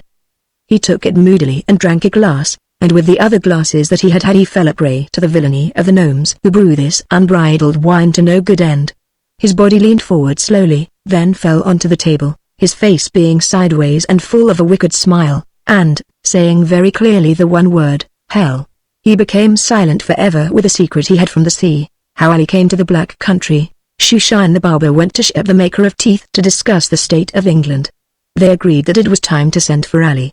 So Shushan stepped late that night from the little shop near Fleet Street and made his way back again to his house in the ends of London and sent at once the message that brought Ali, and Ali came, mostly on foot, from the country of Persia, and it took him a year to come, but when he came he was welcome, and Shep told Ali what was the matter with England and Shushan swore that it was so, and Ali looking out of the window of the little shop near Fleet Street beheld the ways of London and audibly blessed King Solomon and his seal. When Shep and Shushan heard the names of King Solomon and his seal both asked, as they had scarcely dared before, if Ali had it. Ali patted a little bundle of silks that he drew from his inner raiment. It was there, now concerning the movements and courses of the stars and the influence on them of spirits of earth and devils. This age has been rightly named by some the second age of ignorance. But Ali knew.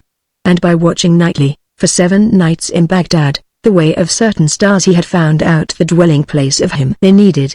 Guided by Ali all 3 set forth for the Midlands.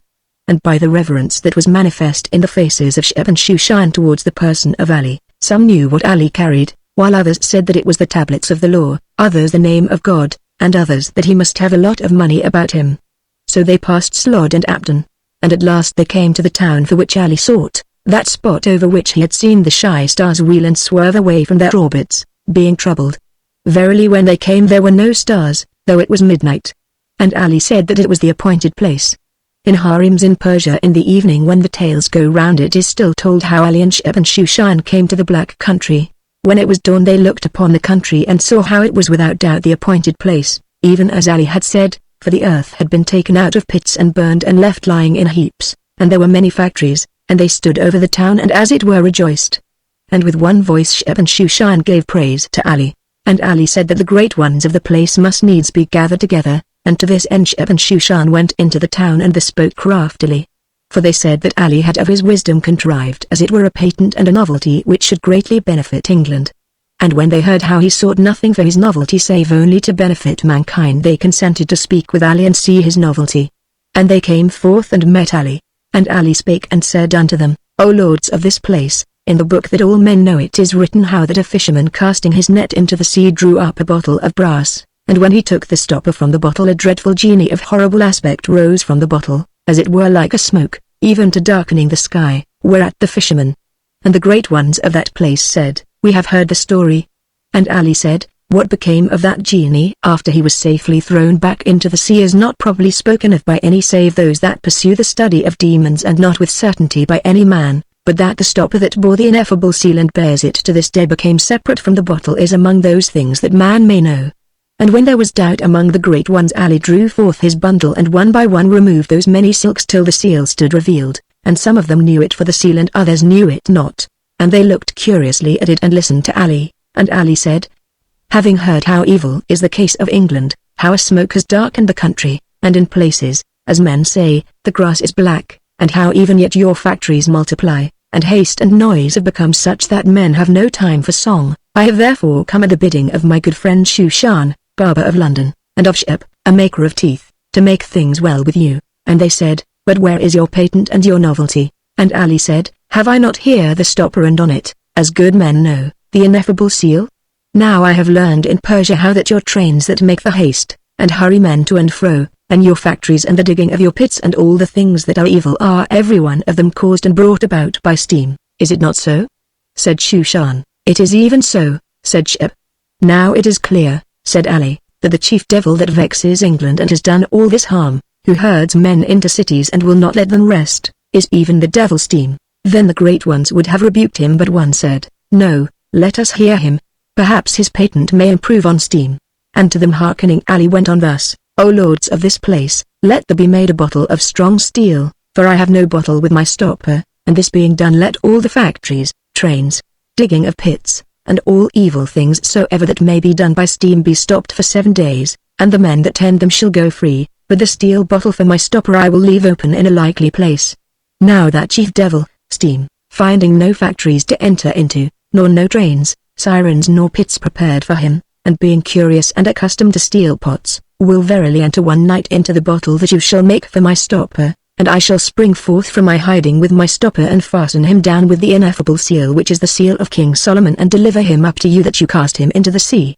And the great ones answered Ali and they said, But what should we gain if we lose our prosperity and be no longer rich? And Ali said, When we have cast this devil into the sea there will come back again the woods and ferns and all the beautiful things that the world hath, the little leaping hares shall be seen at play, there shall be music on the hills again, and at twilight ease and quiet and after the twilight stars. And verily, said Shushan, there shall be the dance again. Aye, said Shep, there shall be the country dance. But the great one spake and said, denying Ali, we will make no such bottle for your stopper nor stop our healthy factories or good trains, nor cease from our digging of pits nor do anything that you desire, for an interference with steam would strike at the roots of that prosperity that you see so plentifully all around us. Thus they dismissed Ali there and then from that place where the earth was torn up and burnt, being taken out of pits, and where factories blazed all night with a demoniac glare, and they dismissed with him both Shushan, the barber, and Shep, the maker of teeth, so that a week later Ali started from Calais on his long walk back to Persia. And all this happened 30 years ago, and Shep is an old man now and Shushan older, and many mouths have bit with the teeth of Shep, for he has a knack of getting them back whenever his customers die, and they have written again to Ali away in the country of Persia with these words, saying, O Ali, the devil has indeed begotten a devil, even that spirit Betrel. And the young devil waxeth, and increaseth in lusterhood and is 10 years old and becoming like to his father. Come therefore and help us with the ineffable seal. For there is none like Ali. And Ali turns where his slaves scatter rose leaves, letting the letter fall, and deeply draws from his hookah a puff of the scented smoke, right down into his lungs, and sighs it forth and smiles, and lolling round onto his other elbow speaks comfortably and says, "And shall a man go twice to the help of a dog?" And with these words he thinks no more of England but ponders again the inscrutable ways of God. The Bureau de Change de Morks. I often think of the Bureau de Change de Morks and the wondrously evil old man that sate therein. It stood in a little street that there is in Paris, its doorway made of 3 brown beams of wood, the top one overlapping the others like the Greek letter pi, all the rest painted green, a house far lower and narrower than its neighbors and infinitely stranger, a thing to take one's fancy. And over the doorway on the old brown beam in faded yellow letters this legend ran, Bureau Universel de Changes de Morks. I entered at once and accosted the listless man that lolled on a stool by his counter.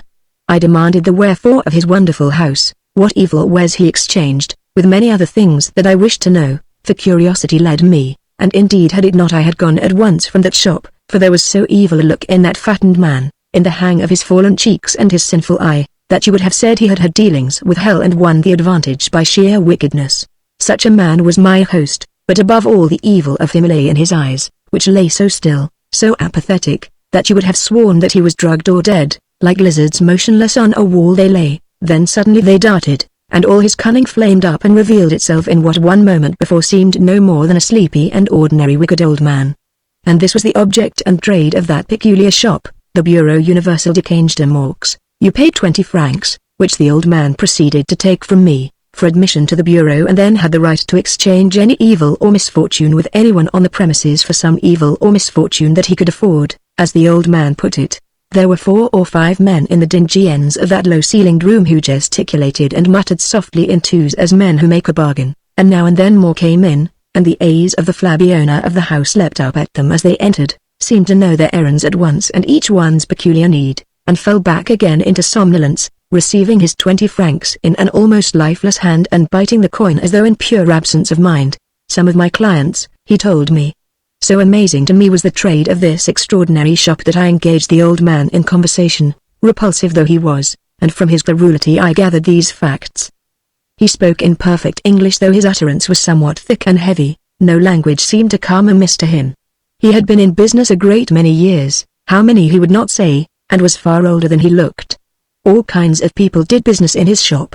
What they exchanged with each other he did not care except that it had to be evils. He was not empowered to carry on any other kind of business. There was no evil, he told me, that was not negotiable there. No evil the old man knew had ever been taken away in despair from his shop. A man might have to wait and come back again next day, and the day after, paying 20 francs each time, but the old man had the addresses of all his clients and shrewdly knew their needs, and soon the right two met and eagerly exchanged their commodities. Commodities was the old man's terrible word, said with a gruesome smack of his heavy lips, for he took a pride in his business and evils to him were goods. I learned from him in 10 minutes very much of human nature, more than I have ever learned from any other man. I learned from him that a man's own evil is to him the worst thing there is or ever could be, and that an evil so unbalances all men's minds that they always seek for extremes in that small grim shop. A woman that had no children had exchanged with an impoverished half-maddened creature with 12. On one occasion a man had exchanged wisdom for folly. Why on earth did he do that? I said, none of my business. The old man answered in his heavy indolent way. He merely took his 20 francs from each and ratified the agreement in the little room at the back opening out of the shop where his clients do business. Apparently the man that had parted with wisdom had left the shop upon the tips of his toes with a happy though foolish expression all over his face, but the other went thoughtfully away wearing a troubled and very puzzled look. Almost always it seemed they did business in opposite evils, but the thing that puzzled me most in all my talks with that unwieldy man, the thing that puzzles me still, is that none that had once done business in that shop ever returned again. A man might come day after day for many weeks, but once do business and he never returned. So much the old man told me, but when I asked him why, he only muttered that he did not know. It was to discover the wherefore of this strange thing and for no other reason at all that I determined myself to do business sooner or later in the little room at the back of that mysterious shop. I determined to exchange some very trivial evil for some evil equally slight, to seek for myself an advantage so very small as scarcely to give fate as it were a grip, for I deeply distrusted these bargains, knowing well that man has never yet benefited by the marvelous and that the more miraculous his advantage appears to be the more securely and tightly do the gods or the witches catch him. In a few days more I was going back to England and I was beginning to fear that I should be seasick. This fear of seasickness, not the actual malady but only the mere fear of it, I decided to exchange for a suitably little evil. I did not know with whom I should be dealing, who in reality was the head of the firm. One never does when shopping, but I decided that neither Jew nor devil could make very much on so small a bargain as that. I told the old man my project, and he scoffed at the smallness of my commodity, trying to urge me to some darker bargain, but could not move me from my purpose. And then he told me tales with a somewhat boastful air of the big business, the great bargains that had passed through his hands. A man had once run in there to try and exchange death. He had swallowed poison by accident and had only 12 hours to live. That sinister old man had been able to oblige him. A client was willing to exchange the commodity, but what did he give in exchange for death? I said, life, said that grim old man with a furtive chuckle. It must have been a horrible life, I said. That was not my affair, the proprietor said, lazily rattling together as he spoke a little pocketful of 20-franc pieces. Strange business I watched in that shop for the next few days, the exchange of odd commodities, and heard strange mutterings in corners amongst couples who presently rose and went to the back room, the old man following to ratify. Twice a day for a week I paid my 20 francs, watching life with its great needs and its little needs morning and afternoon spread out before me in all its wonderful variety. And one day I met a comfortable man with only a little need. He seemed to have the very evil I wanted. He always feared the lift was going to break. I knew too much of hydraulics to fear things as silly as that, but it was not my business to cure his ridiculous fear. Very few words were needed to convince him that mine was the evil for him. He never crossed the sea, and I on the other hand could always walk upstairs, and I also felt at the time, as many must feel in that shop, that so absurd a fear could never trouble me. And yet at times it is almost the curse of my life. When we both had signed the parchment in the spidery back room and the old man had signed and ratified, for which we had to pay him 50 francs each, I went back to my hotel, and there I saw the deadly thing in the basement. They asked me if I would go upstairs in the lift. From force of habit I risked it, and I held my breath all the way and clenched my hands. Nothing will induce me to try such a journey again. I would sooner go up to my room in a balloon. And why? Because if a balloon goes wrong you have a chance. It may spread out into a parachute after it has burst, it may catch in a tree. 101 things may happen, but if the lift falls down its shaft you are done. As for seasickness I shall never be sick again. I cannot tell you why except that I know that it is so. And the shop in which I made this remarkable bargain, the shop to which none return when their business is done, I set out for it next day. Blindfold I could have found my way to the unfashionable quarter out of which a mean street runs, where you take the alley at the end, whence runs the cul-de-sac where the queer shop stood. A shop with pillars, fluted and painted red, stands on its near side. Its other neighbor is a low-class jeweller's with little silver brooches in the window. In such incongruous company stood the shop with beams with its walls painted green. In half an hour I found the cul-de-sac to which I had gone twice a day for the last week. I found the shop with the ugly painted pillars and the jeweller that sold brooches, but the greenhouse with the 3 beams was gone, pulled down, you will say, although in a single night.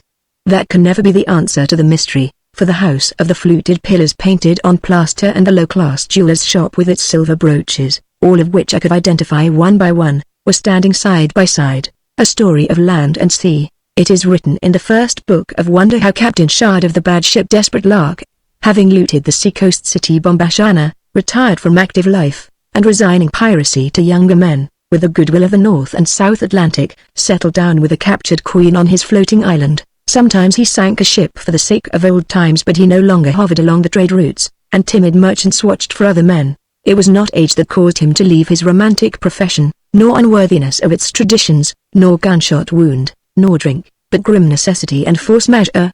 5 navies were after him. How he gave them the slip one day in the Mediterranean, how he fought with the Arabs, how a ship's broadside was heard in lat. 23 N. Long. 4e. For the first time and the last, with other things unknown to admiralties, I shall proceed to tell. He had had his fling, had Shard, captain of pirates, and all his merry men wore pearls in their earrings, and now the English fleet was after him under full sail along the coast of Spain with a good north wind behind them. They were not gaining much on Shard's rakish craft, the bad ship Desperate Lark, yet they were closer than was to his liking, and they interfered with business. For a day and a night they had chased him, when off Cape St. Vincent at about 6 a.m. Shard took that step that decided his retirement from active life. He turned for the Mediterranean.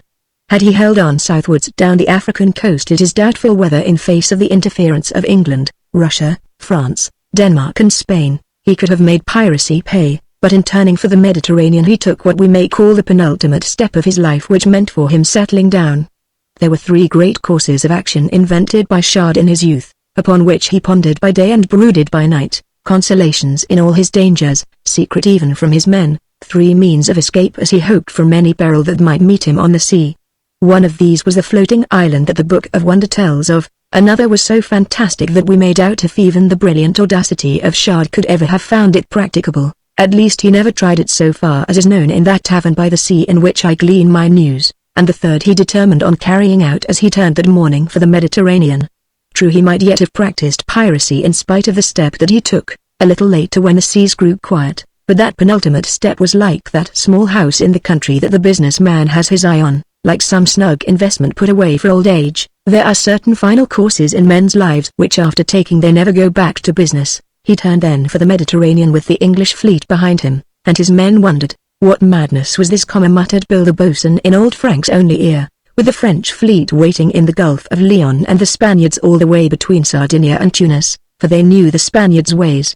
And they made a deputation and waited upon Captain Shard, all of them sober and wearing their costly clothes, and they said that the Mediterranean was a trap, and all he said was that the north wind should hold. And the crew said they were done. So they entered the Mediterranean and the English fleet came up and closed the straits. And Shard went tacking along the Moroccan coast with a dozen frigates behind him. And the north wind grew in strength. And not till evening did he speak to his crew, and then he gathered them all together except the man at the helm, and politely asked them to come down to the hold. And there he showed them 6 immense steel axles and a dozen low iron wheels of enormous width which none had seen before, and he told his crew how all unknown to the world his keel had been specially fitted for these same axles and wheels, and how he meant soon to sail to the wide Atlantic again, though not by the way of the straits. And when they heard the name of the Atlantic all his merry men cheered, for they looked on the Atlantic as a wide safe sea. And night came down and Captain Shard sent for his diver. With the sea getting up it was hard work for the diver, but by midnight things were done to Shard's satisfaction, and the diver said that of all the jobs he had done but finding no apartment comparison, and being in need of a drink, silence fell on him and soon sleep, and his comrades carried him away to his hammock. All the next day the chase went on with the English well in sight, for Shard had lost time overnight with his wheels and axles, and the danger of meeting the Spaniards increased every hour, and evening came when every minute seemed dangerous, yet they still went tacking on towards the east where they knew the Spaniards must be, and at last they sighted their topsails right ahead, and still Shard went on. It was a close thing, but night was coming on, and the Union Jack which he hoisted helped Shard with the Spaniards for the last few anxious minutes, though it seemed to anger the English, but as Shard said, there's no pleasing everyone, and then the twilight shivered into darkness. Hard to starboard, said Captain Shard. The north wind which had risen all day was now blowing a gale. I do not know what part of the coast Shard steered for, but Shard knew, for the coasts of the world were to him what Margate is to some of us, at a place where the desert rolling up from mystery and from death, yea, from the heart of Africa, emerges upon the sea, no less grand than her, no less terrible, even that they sighted the land quite close, almost in darkness. Shard ordered every man to the hinder part of the ship and all the ballast too, and soon the desperate Lark, her prow a little high out of the water, doing her 18 knots before the wind, struck a sandy beach and shuddered. She heeled over a little, then righted herself, and slowly headed into the interior of Africa. The men would have given 3 cheers, but after the first Shard silenced them and, steering the ship himself, he made them a short speech while the broad wheels pounded slowly over the African sand, doing barely 5 knots in a gale. The perils of the sea, he said, had been greatly exaggerated. Ships had been sailing the sea for hundreds of years and at sea you knew what to do, but on land this was different. They were on land now and they were not to forget it. At sea you might make as much noise as you pleased and no harm was done, but on land anything might happen. One of the perils of the land that he instanced was that of hanging. For every 100 men that they hung on land, he said, not more than 20 would be hung at sea. The men were to sleep at their guns. They would not go far that night, for the risk of being wrecked at night was another danger peculiar to the land, while at sea you might sail from set of sun till dawn, yet it was essential to get out of sight of the sea, for if anyone knew they were there they'd have cavalry after them. And he had sent back Smerdrak, a young lieutenant of pirates, to cover their tracks where they came up from the sea. And the merry men vigorously nodded their heads though they did not dare to cheer, and presently Smerdrak came running up and they threw him a rope by the stern. And when they had done 15 knots they anchored, and Captain Shard gathered his men about him and, standing by the landwheel in the bows, under the large and clear Algerian stars, he explained his system of steering. There was not much to be said for it. He had with considerable ingenuity detached and pivoted the portion of the keel that held the leading axle and could move it by chains which were controlled from the land wheel. Thus the front pair of wheels could be deflected at will, but only very slightly, and they afterwards found that in 100 yards they could only turn their ship 4 yards from her course. But let not captains of comfortable battleships, or owners even of yachts, criticize too harshly a man who was not of their time and who knew not modern contrivances. It should be remembered also that Shard was no longer at sea. His steering may have been clumsy, but he did what he could. When the use and limitations of his land wheel had been made clear to his men, Shard bade them all turn in except those on watch. Long before dawn he woke them, and by the very first gleam of light they got their ship under way, so that when those two fleets that had made so sure of Shard closed in like a great crescent on the Algerian coast, there was no sign to see of the desperate lark either on sea or land, and the flags of the admiral's ship broke out into a hearty English oath. The gale blew for 3 days and, Shard using more sail by daylight, they scudded over the sands at little less than 10 knots, though under report of rough water ahead, as the lookout man called rocks, low hills or uneven surface before he adapted himself to his new surroundings. The rate was much decreased. Those were long summer days, and Shard, who was anxious while the wind held good to outpace the rumour of his own appearance, sailed for 19 hours a day, lying to at 10 in the evening and hoisting sail again at 3 a.m. when it first began to be light. In those 3 days he did 500 miles, then the wind dropped to a breeze though it still blew from the north, and for a week they did no more than 2 knots an hour. The merry men began to murmur then. Luck had distinctly favoured Shard at first, for it sent him at 10 knots through the only populous districts well ahead of crowds except those who chose to run, and the cavalry were away on a local raid. As for the runners, they soon dropped off when Shard pointed his cannon, though he did not dare to fire, up near the coast, for much as he jeered at the intelligence of the English and Spanish admirals in not suspecting his manoeuvre, the only one as he said that was possible in the circumstances, yet he knew that cannon had an obvious sound which would give his secret away to the weakest mind. Certainly luck had befriended him, and when it did so no longer he made out of the occasion all that could be made. For instance, while the wind held good he had never missed opportunities to revictual. If he passed by a village its pigs and poultry were his, and whenever he passed by water he filled his tanks to the brim, and now that he could only do 2 knots he sailed all night with a man and a lantern before him. Thus in that week he did close on 400 miles while another man would have anchored at night and have missed 5 or 6 hours out of the 24. Yet his men murmured. Did he think the wind would last forever? They said. And Shard only smoked. It was clear that he was thinking, and thinking hard. But what is he thinking about? Said Bill to Bad Jack. And Bad Jack answered, he may think as hard as he likes, but thinking won't get us out of the Sahara if this wind were to drop. And towards the end of that week Shard went to his chart room and laid a new course for his ship a little to the east and towards cultivation.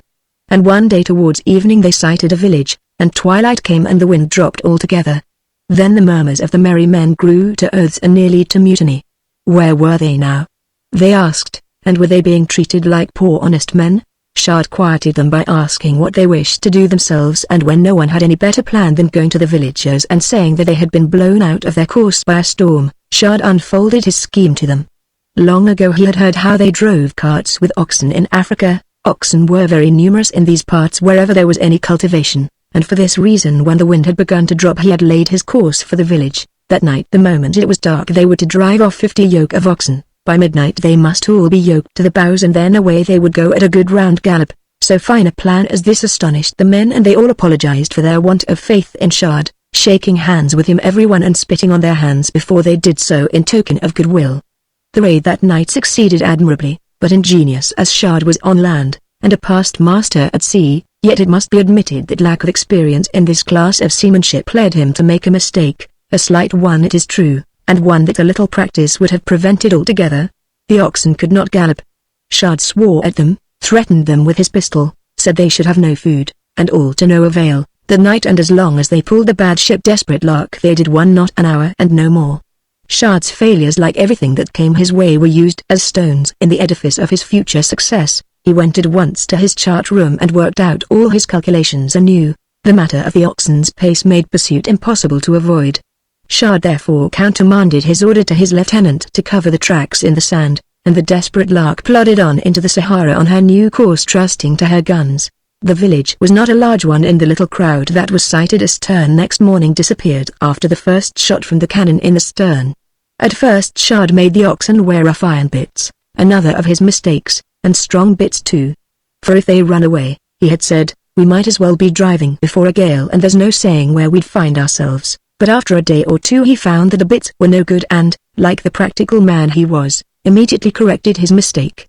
And now the crew sang merry songs all day, bringing out mandolins and clarinets and cheering Captain Shard.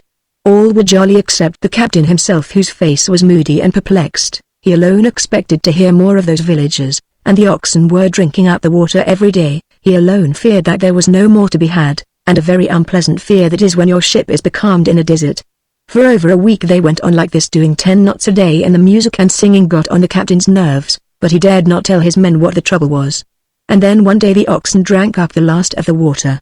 And Lieutenant Smerdrak came and reported the fact. Give them rum, said Shard, and he cursed the oxen.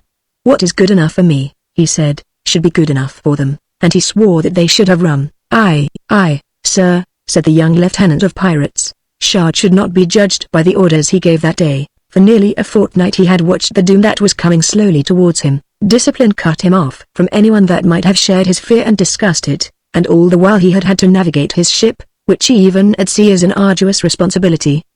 These things had fretted the calm of that clear judgment that had once baffled 5 navies. Therefore he cursed the oxen and ordered them rum, and Smerdrak had said aye, sir, and gone below.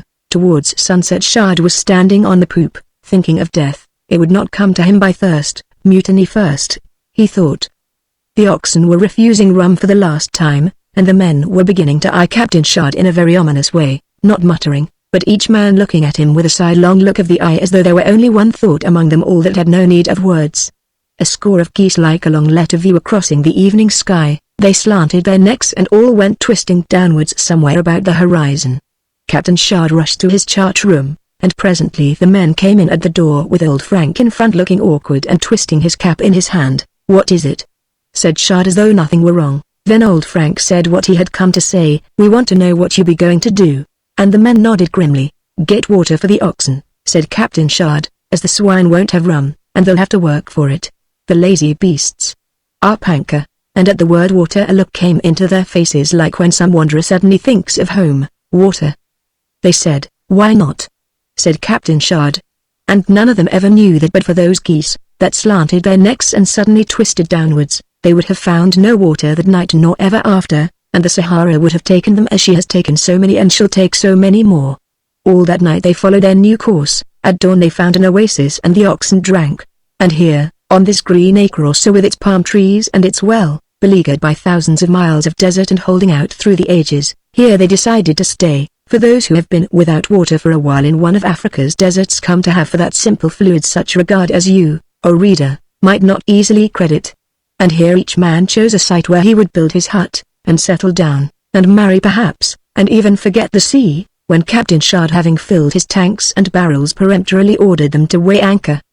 There was much dissatisfaction, even some grumbling. But when a man has twice saved his fellows from death by the sheer freshness of his mind, they come to have a respect for his judgment that is not shaken by trifles. It must be remembered that in the affair of the dropping of the wind and again when they ran out of water, these men were at their wits' end. So was Shard on the last occasion, but that they did not know. All this Shard knew, and he chose this occasion to strengthen the reputation that he had in the minds of the men of that bad ship by explaining to them his motives, which usually he kept secret. The oasis, he said, must be a port of call for all the travelers within hundreds of miles. How many men did you see gathered together in any part of the world where there was a drop of whiskey to be had? And water here was rarer than whiskey in decent countries, and, such was the peculiarity of the Arabs, even more precious.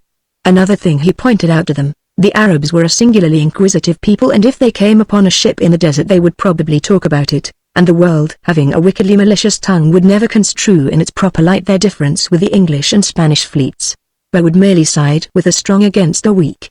And the men sighed, and sang the capstan song and hoisted the anchor and yoked the oxen up, and away they went doing their steady knot, which nothing could increase. It may be thought strange that with all sail furled in dead calm and while the oxen rested they should have cast anchor at all. but custom is not easily overcome and long survives its use. Rather inquire how many such useless customs we ourselves preserve, the flaps for instance to pull up the tops of hunting boots though the tops no longer pull up, the bows on our evening shoes that neither tie nor untie. They said they felt safer that way and there was an end of it. Shard lay a course of south by west and they did 10 knots that day.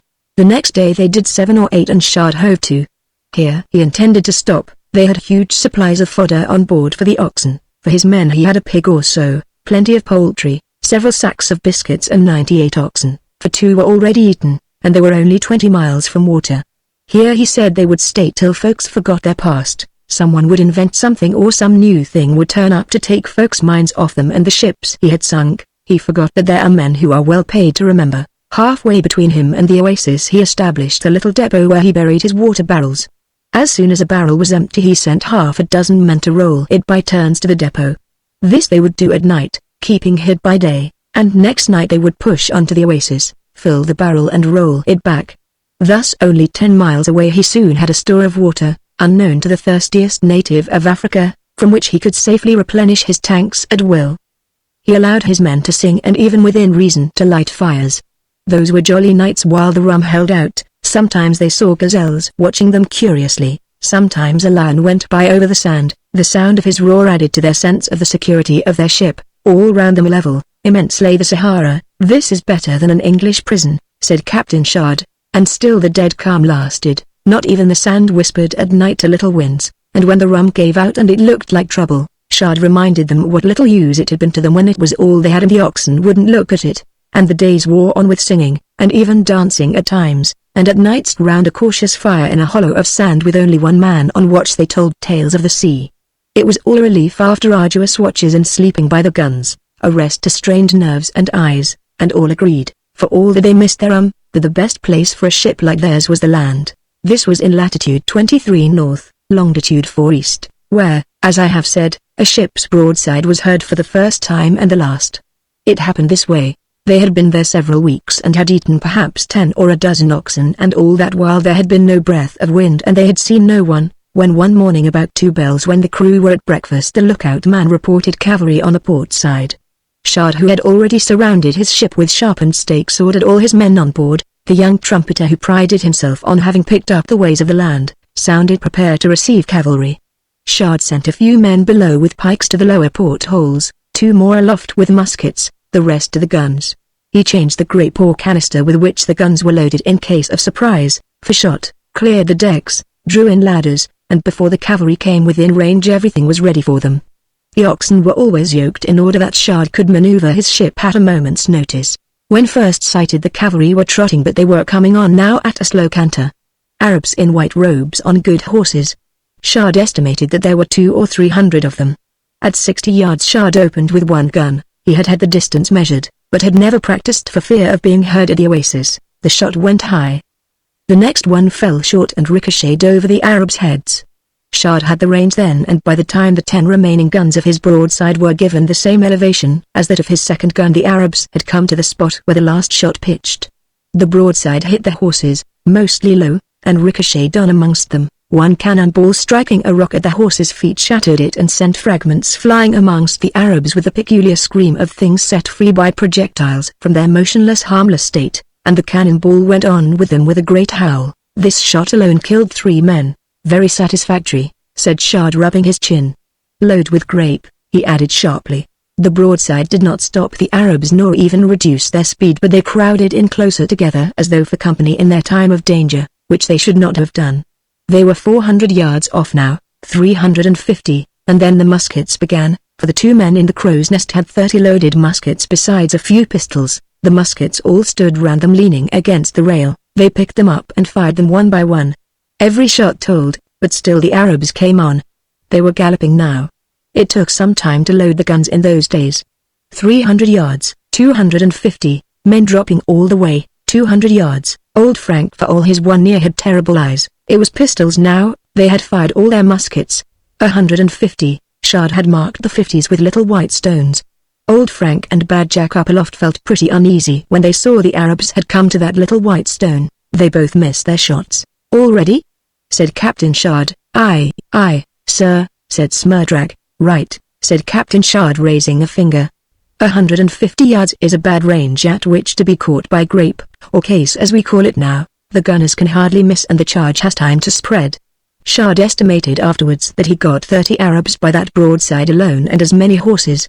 There were close on 200 of them still on their horses, yet the broadside of grape had unsettled them. They surged round the ship but seemed doubtful what to do. They carried swords and scimitars in their hands, though most had strange long muskets slung behind them. A few unslung them and began firing wildly. They could not reach Shard's merry men with their swords. Had it not been for that broadside that took them when it did, they might have climbed up from their horses and carried the bad ship by sheer force of numbers, but they would have had to have been very steady, and the broadside spoiled all that. Their best course was to have concentrated all their efforts in setting fire to the ship, but this they did not attempt. Part of them swarmed all round the ship brandishing their swords and looking vainly for an easy entrance. Perhaps they expected a door. They were not seafaring people, but their leaders were evidently set on driving off the oxen, not dreaming that the desperate lark had other means of travelling. And this to some extent they succeeded in doing. 30 they drove off, cutting the traces, 20 they killed on the spot with their scimitars through the bow gun caught them twice as they did their work, and 10 more were unluckily killed by Shard's bow gun. Before they could fire a third time from the bows they all galloped away, firing back at the oxen with their muskets and killing 3 more. And what troubled Shard more than the loss of his oxen was the way that they maneuvered, galloping off just when the bow gun was ready and riding off by the port bow where the broadside could not get them, which seemed to him to show more knowledge of guns than they could have learned on that bright morning. What, thought Shard to himself, if they should bring big guns against the desperate lark? And the mere thought of it made him rail at fate. But the merry men all cheered when they rode away. Shard had only 22 oxen left, and then a score or so of the Arabs dismounted while the rest rode further on leading their horses. And the dismounted men lay down on the port bow behind some rocks 200 yards away and began to shoot at the oxen.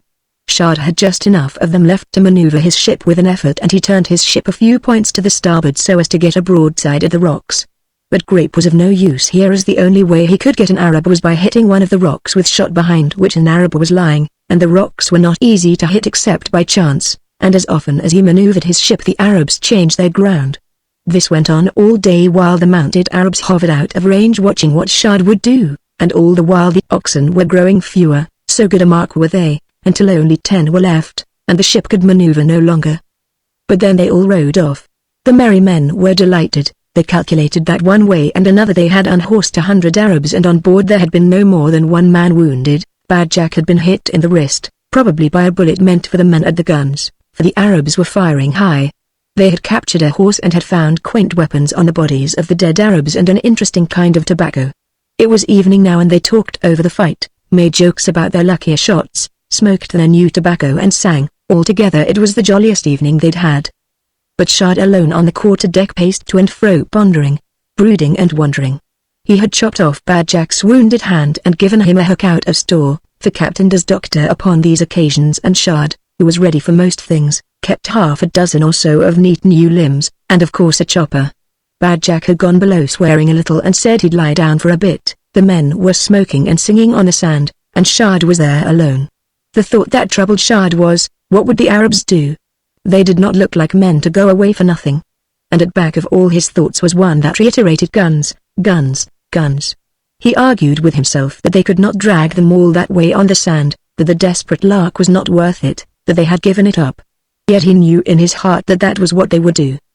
He knew there were fortified towns in Africa, and as for its being worth it, he knew that there was no pleasant thing left now to those defeated men except revenge, and if the desperate lark had come over the sand, why not guns?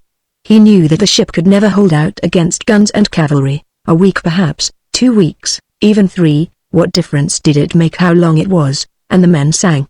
Away we go, oh oh, oh oh, oh oh, a drop of rum for you and me, and the world's as round as the letter O, and round it runs the sea. A melancholy settled down on Shard. About sunset Lieutenant Smerdrak came up for orders. Shard ordered a trench to be dug along the port side of the ship. The men wanted to sing and grumbled at having to dig, especially as Shard never mentioned his fear of guns, but he fingered his pistols, and in the end Shard had his way. No one on board could shoot like Captain Shard. That is often the way with captains of pirate ships. It is a difficult position to hold. Discipline is essential to those that have the right to fly the skull and crossbones, and Shard was the man to enforce it. It was starlight by the time the trench was dug, to the captain's satisfaction, and the men that it was to protect when the worst came to the worst swore all the time as they dug. And when it was finished they clamored to make a feast on some of the killed oxen, and this Shard let them do. And they lit a huge fire for the first time, burning abundant scrub, they thinking that Arabs daren't return, Shard knowing that concealment was now useless. All that night they feasted and sang, and Shard sat up in his chart room making his plans. When morning came they rigged up the cutter as they called the captured horse and told off her crew. As there were only 2 men that could ride at all, these became the crew of the cutter. Spanish Dick and Bill the boatswain were the 2. Shard's orders were that turn about they should take command of the cutter and cruise about 5 miles off to the northeast all the day, but at night they were to come in. And they fitted the horse up with a flagstaff in front of the saddle so that they could signal from her, and carried an anchor behind for fear she should run away. And as soon as Spanish Dick had ridden off, Shard sent some men to roll all the barrels back from the depot where they were buried in the sand, with orders to watch the cutter all the time and, if she signaled, to return as fast as they could. They buried the Arabs that day, removing their water bottles and any provisions they had, and that night they got all the water barrels in, and for days nothing happened. One event of extraordinary importance did indeed occur. The wind got up one day, but it was due south, and as the oasis lay to the north of them and beyond that they might pick up the camel track, Shard decided to stay where he was. If it had looked to him like lasting, Shard might have hoisted sail, but it dropped at evening as he knew it would, and in any case it was not the wind he wanted. And more days went by, 2 weeks without a breeze. The dead oxen would not keep and they had to kill 3 more. There were only 7 left now. Never before had the men been so long without rum. And Captain Shard had doubled the watch besides making 2 more men sleep at the guns. They had tired of their simple games, and most of their songs, and their tales that were never true were no longer new. And then one day the monotony of the desert came down upon them. There is a fascination in the Sahara. A day that is delightful, a week is pleasant, a fortnight is a matter of opinion, but it was running into months. The men were perfectly polite, but the boatswain wanted to know when Shard thought of moving on. It was an unreasonable question to ask of the captain of any ship in a dead calm in a desert, but Shard said he would set a course and let him know in a day or 2. And a day or 2 went by over the monotony of the Sahara, for monotony is unequaled by all the parts of the earth. Great marshes cannot equal it, nor plains of grass nor the sea. The Sahara alone lies unaltered by the seasons. She has no altering surface, no flowers to fade or grow. Year in year out she is changeless for hundreds and hundreds of miles. And the boatswain came again and took off his cap and asked Captain Shard to be so kind as to tell them about his new course. Shard said he meant to stay until they had eaten 3 more of the oxen, as they could only take 3 of them in a hold. There were only 6 left now. But what if there was no wind, the boatswain said. And at that moment the faintest breeze from the north ruffled the boatswain's forelock as he stood with his cap in his hand. "Don't talk about the wind to me," said Captain Shard, and Bill was a little frightened, for Shard's mother had been a gypsy, but it was only a breeze astray, a trick of the Sahara. And another week went by and they ate 2 more oxen. They obeyed Captain Shard ostentatiously now, but they wore ominous looks. Bill came again and Shard answered him in Romany. Things were like this one hot Sahara morning when the cutter signaled. The lookout man told Shard and Shard read the message, "Cavarious turn it red," and then a little later she signaled, "with guns." "Ah," said Captain Shard, one ray of hope Shard had. The flags on the cutter fluttered. For the first time for 5 weeks a light breeze blew from the north, very light, you hardly felt it. Spanish Dick rode in and anchored his horse to starboard, and the cavalry came on slowly from the port. Not till the afternoon did they come in sight, and all the while that little breeze was blowing. "1 knot," said Shard at noon. 2 knots, he said at 6 bells, and still it grew and the Arabs trotted nearer. By 5 o'clock the merry men of the bad ship Desperate Lark could make out 12 long old-fashioned guns on low-wheeled carts dragged by horses, and what looked like lighter guns carried on camels. The wind was blowing a little stronger now. "Shall we hoist sail, sir?" said Bill. "Not yet," said Shard. By 6 o'clock the Arabs were just outside the range of cannon and they halted. Then followed an anxious hour or so, but the Arabs came no nearer. They evidently meant to wait till dark to bring their guns up. Probably they intended to dig a gun epaulement from which they could safely pound away at the ship. "We could do 3 knots, said Shard half to himself as he was walking up and down his quarter-deck with very fast short paces. And then the sun set and they heard the Arabs praying, and Shard's merry men cursed at the top of their voices to show that they were as good men as they. The Arabs had come no nearer, waiting for night. They did not know how Shard was longing for it too. He was gritting his teeth and sighing for it. He even would have prayed, but that he feared that it might remind heaven of him and his merry men. Night came and the stars. "Hoist sail," said Shard. The men sprang to their places. They had had enough of that silent lonely spot. They took the oxen on board and let the great sails down, and like a lover coming from oversea, long dreamed of, long expected, like a lost friend seen again after many years, the north wind came into the pirates' sails. And before Shard could stop it, a ringing English cheer went away to the wondering Arabs. They started off at 3 knots and soon they might have done 4, but Shard would not risk it at night. All night the wind held good, and doing 3 knots from 10 to 4 they were far out of sight of the Arabs when daylight came. And then Shard hoisted more sail and they did 4 knots, and by 8 bells they were doing 4.5. The spirits of those volatile men rose high, and discipline became perfect. So long as there was wind in the sails and water in the tanks, Captain Shard felt safe at least from mutiny.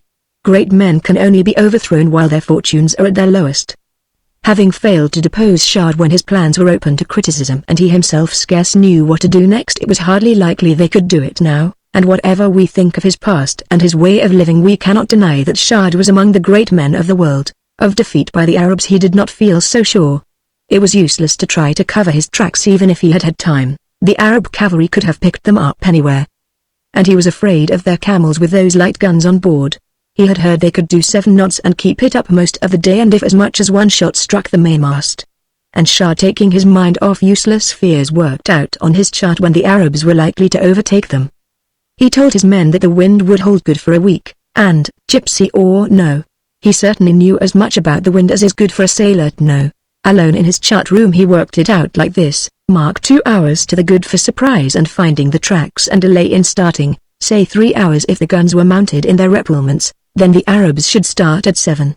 Supposing the camels go 12 hours a day at 7 knots, they would do 84 knots a day, while Shard, doing 3 knots from 10 to 4, and 4 knots the rest of the time, was doing 90 and actually gaining. But when it came to it, he wouldn't risk more than 2 knots at night while the enemy were out of sight, for he rightly regarded anything more than that as dangerous when sailing on land at night, so he too did 84 knots a day. It was a pretty race. I have not troubled to see if Shard added up his figures wrongly or if he underrated the pace of camels, but whatever it was, the Arabs gained slightly, for on the 4th day Spanish Jack, 5 knots astern on what they called the cutter, sighted the camels a very long way off and signaled the fact to Shard. They had left their cavalry behind as Shard supposed they would. The wind held good, they had still 2 oxen left and could always eat their cutter, and they had a fair, though not ample, supply of water. But the appearance of the Arabs was a blow to Shard, for it showed him that there was no getting away from them, and of all things he dreaded guns. He made light of it to the men, said they would sink the lot before they had been in action half an hour, yet he feared that once the guns came up it was only a question of time before his rigging was cut or his steering gear disabled. 1 point the desperate Lark scored over the Arabs, and a very good one too. Darkness fell just before they could have sighted her, and now Shard used the lantern ahead as he dared not do on the first night when the Arabs were close, and with the help of it managed to do 3 knots. The Arabs encamped in the evening and the desperate Lark gained 20 knots. But the next evening they appeared again, and this time they saw the sails of the desperate Lark. On the 6th day they were close. On the 7th they were closer. And then, a line of verdure across their bows, Shard saw the Niger River. Whether he knew that for 1,000 miles it rolled its course through forest, whether he even knew that it was there at all, what his plans were, or whether he lived from day to day like a man whose days are numbered, he never told his men. Nor can I get an indication on this point from the talk that I hear from sailors in their cups in a certain tavern I know of. His face was expressionless, his mouth shut, and he held his ship to her course. That evening they were up to the edge of the tree trunks, and the Arabs camped and waited 10 knots astern, and the wind had sunk a little. The Shard anchored a little before sunset and landed at once. At first he explored the forest a little on foot. Then he sent for Spanish Dick. They had slung the cutter on board some days ago when they found she could not keep up. Shard could not ride, but he sent for Spanish Dick and told him he must take him as a passenger. So Spanish Dick slung him in front of the saddle before the mast, as Shard called it, for they still carried a mast on the front of the saddle, and away they galloped together. Rough weather, said Shard, but he surveyed the forest as he went, and the long and short of it was he found a place where the forest was less than half a mile thick and the desperate Lark might get through, but 20 trees must be cut. Shard marked the trees himself, sent Spanish Dick right back to watch the Arabs, and turned the whole of his crew onto those 20 trees. It was a frightful risk. The desperate Lark was empty, with an enemy no more than 10 knots astern, But it was a moment for bold measures, and Shah took the chance of being left without his ship in the heart of Africa in the hope of being repaid by escaping altogether. The men worked all night on those 20 trees, those that had no axes bored with bradawls and blasted, and then relieved those that had. Shah was indefatigable. He went from tree to tree showing exactly what way everyone was to fall, and what was to be done with them when they were down. Some had to be cut down because their branches would get in the way of the masts, others because their trunks would be in the way of the wheels. In the case of the last, the stumps had to be made smooth and low with saws, and perhaps a bit of the trunk sawn off and rolled away. This was the hardest work they had. And they were all large trees. On the other hand, had they been small, there would have been many more of them, and they could not have sailed in and out, sometimes for hundreds of yards, without cutting any at all. And all this Shah calculated on doing if only there was time. The light before dawn came, and it looked as if they would never do it at all. And then dawn came, and it was all done but one tree. The hard part of the work had all been done in the night, and a sort of final rush cleared everything up except that one huge tree. And then the cutter signaled the Arabs were moving. At dawn they had prayed, and now they had struck their camp. Shah at once ordered all his men to the ship except 10 whom he left at the tree. They had some way to go, and the Arabs had been moving some 10 minutes before they got there. Shah took in the cutter, which wasted 5 minutes, hoisted sail short-handed, and that took 5 minutes more, and slowly got underway. The wind was dropping still, and by the time the Desperate Lark had come to the edge of that part of the forest through which Shah had laid his course, the Arabs were no more than 5 knots away. He had sailed east half a mile, which he ought to have done overnight so as to be ready, but he could not spare time or thought or men away from those 20 trees. Then Shah turned into the forest, and the Arabs were dead astern. They hurried when they saw the Desperate Lark enter the forest, doing 10 knots, said Shah as he watched them from the deck. The Desperate Lark was doing no more than a knot and a half, for the wind was weak under the lee of the trees. Yet all went well for a while. The big tree had just come down some way ahead, and the 10 men were sawing bits off the trunk. And then Shah saw a branch that he had not marked on the chart. It would just catch the top of the mainmast. He anchored at once and sent a hand aloft, who sawed it halfway through and did the rest with a pistol, and now the Arabs were only 3 knots astern. For a quarter of a mile Shah steered them through the forest till they came to the 10 men and that bad big tree. Another foot had yet to come off one corner of the stump, for the wheels had to pass over it. Shah turned all hands onto the stump, and it was then that the Arabs came within shot. But they had to unpack their gun. And before they had it mounted, Shah was away. If they had charged, things might have been different. When they saw the Desperate Lark under way again, the Arabs came on to within 300 yards, and there they mounted 2 guns. Shah watched them along his stern gun but would not fire. They were 600 yards away before the Arabs could fire, and then they fired too soon and both guns missed. And Shah and his merry men saw clear water only 10 fathoms ahead. Then Shah loaded his stern gun with canister instead of shot, and at the same moment the Arabs charged on their camels. They came galloping down through the forest waving long lances. Shah left the steering to Smerdrak and stood by the stern gun. The Arabs were within 50 yards and still Shah did not fire. He had most of his men in the stern with muskets beside him. Those lances carried on camels were altogether different from swords in the hands of horsemen. They could reach the men on deck. The men could see the horrible barbs on the lanceheads.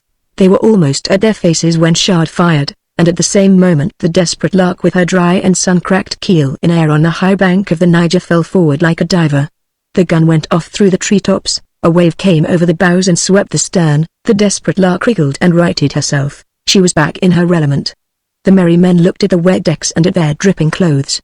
"Water," they said almost wonderingly. The Arabs followed a little way through the forest, but when they saw that they had to face a broadside instead of one stern gun, and perceived that a ship afloat is less vulnerable to cavalry even than when on shore, they abandoned ideas of revenge, and comforted themselves with a text out of their sacred book, which tells how in other days and other places our enemies shall suffer even as we desire. For 1,000 miles with the flow of the Niger and the help of occasional winds, the Desperate Lark moved seawards. At first he sweeps east a little and then southwards, till you come to Akassa and the open sea. I will not tell you how they caught fish and ducks, raided a village here and there, and at last came to Akassa, for I have said much already of Captain Shah. Imagine them drawing nearer and nearer the sea, bad men all, and yet with a feeling for something where we feel for our king, our country or our home. A feeling for something that burned in them not less ardently than our feelings in us, and that something the sea. Imagine them nearing it till seabirds appeared and they fancied they felt sea breezes and all sang songs again that they had not sung for weeks. Imagine them heaving at last on the salto Atlantic again, I have said much already of Captain Shard, and I fear lest I shall weary you, O my reader, if I tell you any more of so bad a man.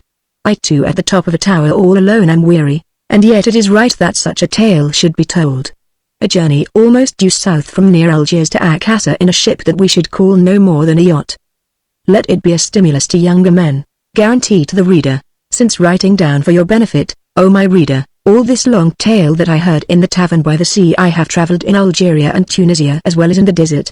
Much that I saw in those countries seems to throw doubt on the tale that the sailor told me.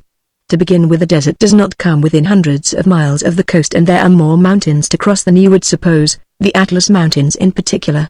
It is just possible Shard might have got through by Alcantara, following the camel road which is many centuries old, or he may have gone by Algiers and Busada and through the mountain pass El Finitadem, though that is a bad enough way for camels to go, let alone bullocks with a ship, for which reason the Arabs call it Finitadem, the path of blood. I should not have ventured to give this story the publicity of printer the sailor bin Sober when he told it, for fear that I should have deceived you, O my reader, but this was never the case with him, as I took good care to ensure. In vena veritas is a sound old proverb, and I never had cause to doubt his word unless that proverb lies. If it should prove that he has deceived me, let it pass, but if he has been the means of deceiving you, there are little things about him that I know, the common gossip of that ancient tavern whose leaded bottle glass windows watch the sea, which I will tell at once to every judge of my acquaintance, and it will be a pretty race to see which of them will hang him. Meanwhile, O my reader, believe the story, resting assured that if you are taken in, the thing shall be a matter for the hangman, a tale of the equator, he who is sultan so remote to the east that his dominions were deemed fabulous in Babylon, whose name is a byword for distance today in the streets of Baghdad, whose capital bearded travelers invoke by name in the gate at evening to gather hearers to their tales when the smoke of tobacco arises, dice rattle and taverns shine, even he in that very city made mandate, and said, Let there be brought hither all my learned men, that they may come before me and rejoice my heart with learning. Men ran and clarions sounded, and it was so that there came before the Sultan all of his learned men. And many were found wanting. But of those that were able to say acceptable things, ever after to be named the fortunate, one said that to the south of the earth lay a land, said land was crowned with lotus, where it was summer in our winter days and where it was winter in summer. And when the Sultan of those most distant lands knew that the Creator of all had contrived a device so vastly to his delight, his merriment knew no bounds. On a sudden he spake and said, and this was the gist of his saying, that upon that line of boundary or limit that divided the north from the south a palace be made, wherein the northern courts should summer be, while in the south was winter, so should he move from court to court according to his mood, and dally with the summer in the morning and spend the noon with snow. So the Sultan's poets were sent for and bade to tell of that city, foreseeing its splendor far away to the south and in the future of time, and some were found fortunate. And of those that were found fortunate and were crowned with flowers, none earned more easily the Sultan's smile, on which long days depended, than he that foreseeing the city spake of it thus. In 7 years and 7 days, O prop of heaven, shall thy builders build it, thy palace that is neither north nor south, where neither summer nor winter is sole lord of the hours. White I see it, very vast, as a city, very fair, as a woman, earth's wonder, with many windows, with thy princesses peering out at twilight. Yea, I behold the bliss of the gold balconies, and hear a rustling down long galleries, and the doves coo upon its sculptured eaves. O prop of heaven, would that so fair a city were built by thine ancient sires, the children of the sun, that so might all men see it even today, and not the poets only, whose vision sees it so far away to the south and in the future of time. O King of the years, it shall stand midmost on that line that divideth equally the north from the south, and that parteth the seasons asunder as with a screen. On the northern side when summer is in the north, thy silken guards shall pace by dazzling walls, while thy spearsmen clad in furs go round the south. But at the hour of noon in the midmost day of the year thy chamberlain shall go down from his high place and into the midmost court, and men with trumpets shall go down behind him, and he shall utter a great cry at noon, and the men with trumpets shall cause their trumpets to blare, and the spearsmen clad in furs shall march to the north, and thy silken guard shall take their place in the south, and summer shall leave the north and go to the south, and all the swallows shall rise and follow after.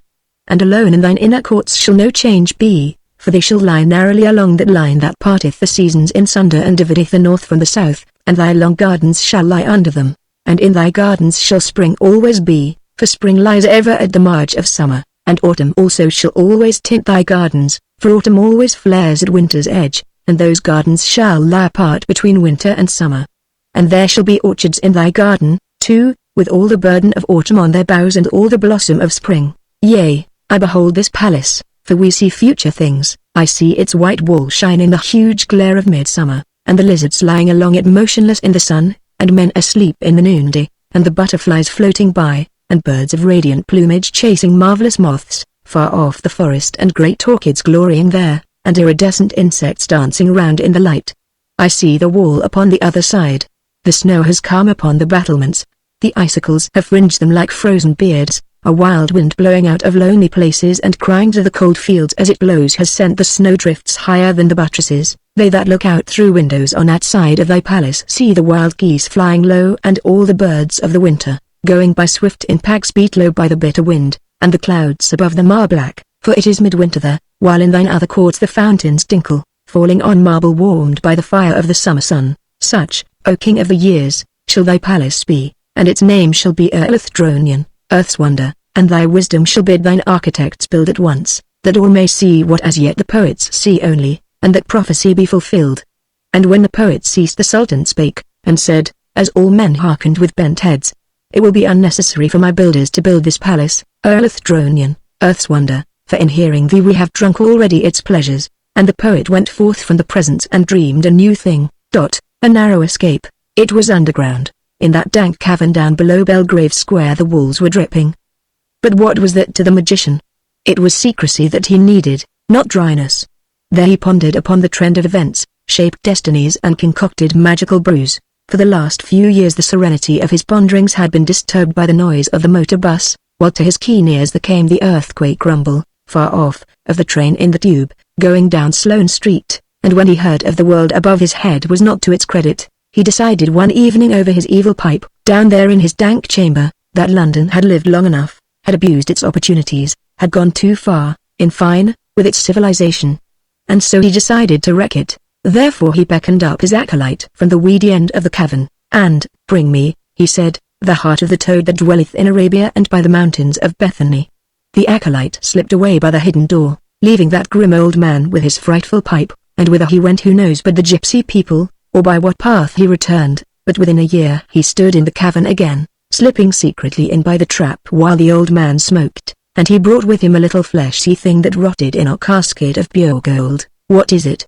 The old man croaked. It is, said the acolyte, the heart of the toad that dwelt once in Arabia and by the mountains of Bethany. The old man's crooked fingers closed on it, and he blessed the acolyte with his rasping voice and claw-like hand uplifted. The motor bus rumbled above on its endless journey. Far off the train shook Sloane Street. Come, said the old magician, it is time. And there and then they left the weedy cavern, the acolyte carrying cauldron, gold poker and all things needful, and went abroad in the light. And very wonderful the old man looked in his silks. Their goal was the outskirts of London. The old man strode in front and the acolyte ran behind him, and there was something magical in the old man's stride alone, without his wonderful dress, the cauldron and wand, the hurrying acolyte and the small gold poker. Little boys jeered till they caught the old man's eye. So there went on through London this strange procession of two, too swift for any to follow. Things seemed worse up there than they did in the cavern, and the further they got on their way towards London's outskirts the worse London got. It is time, said the old man, surely, and so they came at last to London's edge and a small hill watching it with a mournful look. It was so mean that the acolyte longed for the cavern, dank though it was and full of terrible sayings that the old man said when he slept. They climbed the hill and put the cauldron down, and put therein the necessary things, and lit a fire of herbs that no chemist will sell nor decent gardener grow, and stirred the cauldron with a golden poker. The magician retired a little apart and muttered, then he strode back to the cauldron and, all being ready, suddenly opened the casket and let the fleshy thing fall into boil. Then he made spells, then he flung up his arms. The fumes from the cauldron entering in at his mind he said raging things that he had not known before and runes that were dreadful. The acolyte screamed, there he cursed London from fog to loam pit, from zenith to the abyss, motor bus, factory, shop, parliament, people.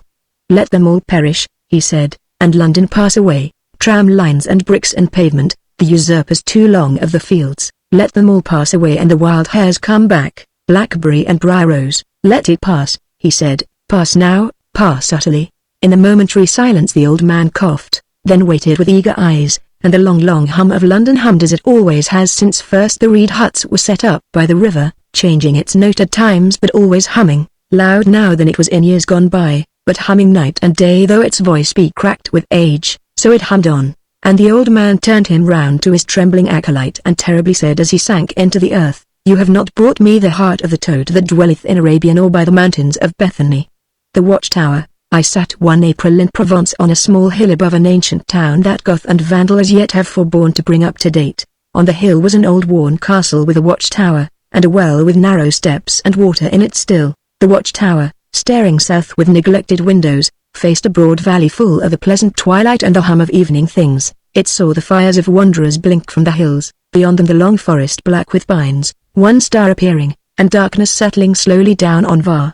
Sitting there listening to the green frogs croaking, hearing far voices clearly but all transmuted by evening, watching the windows in the little town glimmering one by one, and seeing the gloaming dwindle solemnly into night, a great many things fell from mind that seem important by day, and evening in their place planted strange fancies. Little winds had arisen and were whispering to and fro. It grew cold, and I was about to descend the hill, when I heard a voice behind me saying, "Beware, beware." So much the voice appeared a part of the evening that I did not turn round at first. It was like voices that one hears in sleep and thinks to be of one's dream. And the word was monotonously repeated, in French. When I turned round I saw an old man with a horn. He had a white beard marvelously long, and still went on saying slowly, "Beware, beware." He had clearly just come from the tower by which he stood, though I had heard no footfall. Had a man come stealthily upon me at such an hour and in so lonesome a place? I had certainly felt surprised. But I saw almost at once that he was a spirit, and he seemed with his uncouth horn and his long white beard and that noiseless step of his to be so native to that time and place that I spoke to him as one does to some fellow traveller who asks you if you mind having the window up. I asked him what there was to beware of what should a town beware? He said, "But the Saracens." "Saracens?" I said. "Yes, Saracens, Saracens," he answered and brandished his horn. "And who are you?" I said. I am the spirit of the tower," he said. When I asked him how he came by so human an aspect and was so unlike the material tower beside him, he told me that the lives of all the watchers who had ever held the horn in the tower that had gone to make the spirit of the tower. "It takes 100 lives," he said. "None hold the horn of late and men neglect the tower. When the walls are in ill repair the Saracens come, it was ever so." "The Saracens don't come nowadays," I said, but he was gazing past me watching, and did not seem to heed me. "They will run down those hills," he said, pointing away to the south, out of the woods about nightfall, "and I shall blow my horn.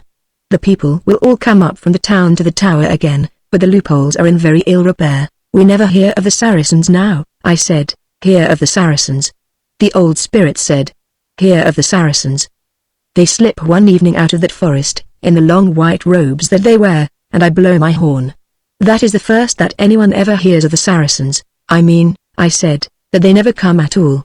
"They cannot come and men fear other things." For I thought the old spirit might rest if he knew that the Saracens can never come again. But he said, "There is nothing in the world to fear but the Saracens. Nothing else matters. How can men fear other things?" Then I explained, so that he might have rest, and told him how all Europe, and in particular France, had terrible engines of war, both on land and sea, and how the Saracens had not these terrible engines either on sea or land, and so could by no means cross the Mediterranean nor escape destruction on shore even though they should come there. I alluded to the European railways that could move armies night and day faster than horses could gallop. And when as well as I could I had explained all, he answered, "In time all these things pass away and then there will still be the Saracens." And then I said, "There has not been a Saracen either in France or Spain for over 400 years. And he said, "The Saracens. You do not know their cunning. That was ever the way of the Saracens. They do not come for a while, no not they, for a long while, and then one day they come, and peering southwards, but not seeing clearly because of the rising mist, he silently moved to his tower and up its broken steps." How Plashku came to the land of Nun's Desire, in a thatched cottage of enormous size, so vast that we might consider it a palace, but only a cottage in the style of its building, its timbers and the nature of its interior, there lived Plashku. Plashku was of the children of the giants, whose sire was Uf. And the lineage of Uf had dwindled in bulk for the last 500 years, till the giants were now no more than 15 foot high, but Uf ate elephants which he caught with his hands. Now on the tops of the mountains above the house of Plashku, for Plashku lived in the plains, there dwelt the dwarf whose name was Ulripiti Kang. And the dwarf used to walk at evening on the edge of the tops of the mountains, and would walk up and down along it, and was squat and ugly and hairy, and was plainly seen of Plashku, and for many weeks the giant had suffered the sight of him. But at length grew irked at the sight, as men are by little things, and could not sleep overnight and lost his taste for pigs.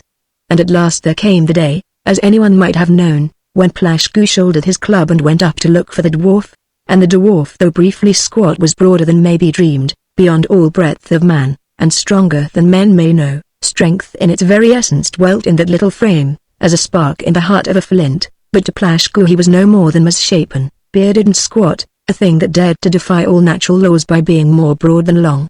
When Plashku came to the mountain he cast his chimahawk down, for so he named the club of his heart's desire, lest the dwarf should defy him with nimbleness, and stepped towards Kang with gripping hands, who stopped in his mountainous walk without a word, and swung round his hideous breadth to confront Plashku. Already then Plashku in the deeps of his mind had seen himself seize the dwarf in one large hand and hurl him with his beard and his hated breadth sheer down the precipice that dropped away from that very place to the land of none's desire. Yet it was otherwise that fate would have it. For the dwarf parried with his little arms the grip of those monstrous hands, and gradually working along the enormous limbs came at length to the giant's body, where by dwarfish cunning he obtained a grip, and turning Plashku about, as a spider to some great fly, till his little grip was suitable to his purpose, he suddenly lifted the giant over his head. Slowly at first, by the edge of that precipice whose base sheer distance hid, he swung his giant victim round his head, but soon faster and faster, and at last when Plashku was streaming round the hated breadth of the dwarf and the no less hated beard was flapping in the wind, Kang let go. Plashku shot over the edge and for some way further, out towards space, like a stone, then he began to fall. It was long before he believed and truly knew that this was really he that fell from this mountain, for we do not associate such dooms with ourselves, but when he had fallen for some while through the evening and saw below him, where there had been nothing to see, or began to see, the glimmer of tiny fields, then his optimism departed, till later on when the fields were greener and larger he saw that this was indeed, and growing now terribly nearer, that very land to which he had destined the dwarf. At last he saw it unmistakable, close, with its grim houses and its dreadful ways, and its green fields shining in the light of the evening.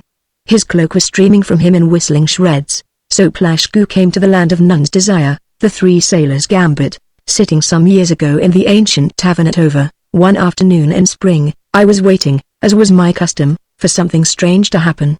In this I was not always disappointed, for the very curious leaded panes of that tavern, facing the sea, let the light into the low-ceilinged room so mysterious, particularly at evening, that it somehow seemed to affect the events within.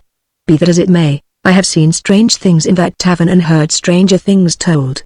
And as I sat the three sailors entered the tavern, just back, as they said, from sea, and come with sunburned skins from a very long voyage to the south, and one of them had a board and chessman under his arm, and they were complaining that they could find no one who knew how to play chess.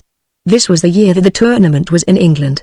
And a little dark man at a table in a corner of the room, drinking sugar and water, asked them why they wished to play chess, and they said they would play any man for £1. They opened their box of chessmen then, a cheap and nasty set, and the man refused to play with such uncouth pieces, and the sailors suggested that perhaps he could find better ones, and in the end he went round to his lodgings nearby and brought his own, and then they sat down to play for £1 a side. It was a consultation game on the part of the sailors. They said that all three must play. Well, the little dark man turned out to be Stavlocrats. Of course he was fabulously poor, and the sovereign meant more to him than it did to the sailors, but he didn't seem keen to play. It was the sailors that insisted. He had made the badness of the sailors' chessmen an excuse for not playing at all, but the sailors had overruled that, and then he told them straight out who he was, and the sailors had never heard of Stavlocrats. Well, no more was said after that. Stavlocrats said no more, either because he did not wish to boast or because he was huffed that they did not know who he was. And I saw no reason to enlighten the sailors about him. If he took their pound they had brought it upon themselves, and my boundless admiration for his genius made me feel that he deserved whatever might come his way. He had not asked to play, they had named the stakes. He had warned them, and gave them the first move. There was nothing unfair about Stavlocrats. I had never seen Stavlocrats before, but I had played over nearly every one of his games in the World Championship for the last 3 or 4 years. He was always of course the model chosen by students. Only young chess players can appreciate my delight at seeing him play first hand. Well, the sailors used to lower their heads almost as low as the table and mutter together before every move, but they muttered so low that you could not hear what they planned. They lost 3 pawns almost straight off, then a knight, and shortly after a bishop. They were playing in fact the famous 3 sailors gambit. Stavlokratz was playing with the easy confidence that they say was usual with him, when suddenly at about the 13th move I saw him look surprised. He leaned forward and looked at the board and then at the sailors, but he learned nothing from their vacant faces. He looked back at the board again. He moved more deliberately after that. The sailors lost 2 more pawns. Stavlokratz had lost nothing as yet. He looked at me, I thought, almost irritably, as though something would happen that he wished I was not there to see. I believed at first that he had qualms about taking the sailor's pound, until it dawned on me that he might lose the game. I saw the possibility in his face, not on the board, for the game had become almost incomprehensible to me. I cannot describe my astonishment. And a few moves later Stavlokratz resigned. The sailors showed no more elation than if they had won some game with greasy cards. Playing amongst themselves, Stavlokratz asked them where they got their opening. "We kind of thought of it," said one. "It just come into our heads like," said another. He asked them questions about the ports they had touched at. He evidently thought as I did myself that they had learned their extraordinary gambit, perhaps in some old dependency of Spain, from some young master of chess whose fame had not reached Europe. He was very eager to find out who this man could be, for neither of us imagined that those sailors had invented it, nor would anyone who had seen them. But he got no information from the sailors. Stavlokratz could very ill afford the loss of a pound. He offered to play them again for the same stakes. The sailors began to set up the white pieces. Stavlokratz pointed out that it was his turn for the first move. The sailors agreed but continued to set up the white pieces and sat with the white before them waiting for him to move. It was a trivial incident, but it revealed to Stavlokratz and myself that none of these sailors was aware that white always moves first. Stavlokratz played them on his own opening, reasoning of course that as they had never heard of Stavlokratz they would not know of his opening, and with probably a very good hope of getting back his pound he played the 5th variation with its tricky 7th move, at least so he intended, but it turned to a variation unknown to the students of Stavlokratz. Throughout this game I watched the sailors closely, and I became sure, as only an attentive watcher can be, that the one on their left, Jim Bunyan, did not even know the moves. When I had made up my mind about this I watched only the other 2, Adam Bailey and Bill Sloggs, trying to make out which was the mastermind, and for a long while I could not. And then I heard Adam Bailey mutter 6 words. The only words I heard throughout the game, of all their consultations. "No, him with the horse's head." And I decided that Adam Bailey did not know what a knight was, though of course he might have been explaining things to Bill Sloggs, but it did not sound like that, so that left Bill Sloggs. I watched Bill Sloggs after that with a certain wonder. He was no more intellectual than the others to look at, though rather more forceful perhaps. Poor old Stavlokratz was beaten again. Well, in the end I paid for Stavlokratz, and tried to get a game with Bill Sloggs alone, but this he would not agree to. It must be all 3 or none, and then I went back with Stavlokratz to his lodgings. He very kindly gave me a game. Of course it did not last long, but I am prouder of having been beaten by Stavlokratz than of any game that I have ever won. And then we talked for an hour about the sailors, and neither of us could make head or tail of them. I told him what I had noticed about Jim Bunyan and Adam Bailey, and he agreed with me that Bill Sloggs was the man, though as to how he had come by that gambit or that variation of Stavlokratz's own opening he had no theory. I had the sailors' address, which was the tavern as much as anywhere, and they were to be there all evening. As evening drew in I went back to the tavern, and found still the 3 sailors. And I offered Bill Sloggs £2 for a game with him alone and he refused, but in the end he played me for a drink. And then I found that he had not heard of the en passant rule, and believed that the fact of checking the king prevented him from castling, and did not know that a player can have 2 or more queens on the board at the same time if he queens his pawns, or that a pawn could ever become a knight, and he made as many of the stock mistakes as he had time for in a short game, which I won. I thought that I should have got at the secret then, but his mates who had sat scowling all the while in the corner came up and interfered. It was a breach of their compact apparently for one to play by himself, at any rate they seemed angry. So I left the tavern then and came back again next day, and the next day and the day after, and often saw the sailors, but none were in a communicative mood. I had got Stavlokratz to keep away, and they could get no one to play chess without a pound aside, and I would not play with them unless they told me the secret. And then one evening I found Jim Bunyan drunk, yet not so drunk as he wished, for the £2 were spent, and I gave him very nearly a tumbler of whiskey, or what passed for whiskey in that tavern at Over, and he told me the secret at once. I had given the others some whiskey to keep them quiet, and later on in the evening they must have gone out.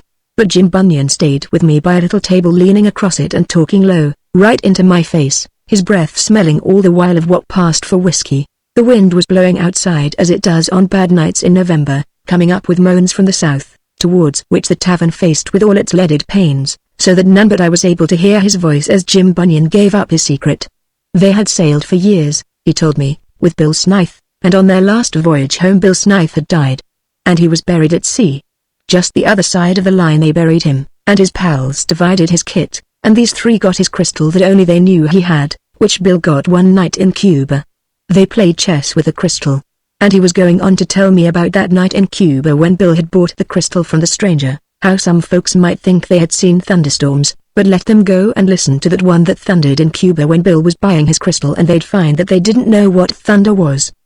But then I interrupted him, unfortunately perhaps, for it broke the thread of his tale and set him rambling a while, and cursing other people and talking of other lands, China, Port Said, and Spain, but I brought him back to Cuba again in the end.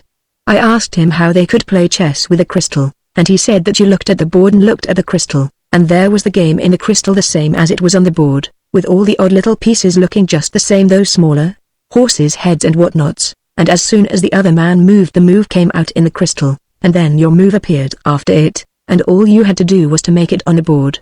If you didn't make the move that you saw in the crystal, things got very bad in it, everything horribly mixed and the moving about rapidly, and scowling and making the same move over and over again, and the crystal getting cloudier and cloudier. It was best to take one's eyes away from it then, or one dreamt about it afterwards, and the foul little pieces came and cursed you in your sleep and moved about all night with their crooked moves.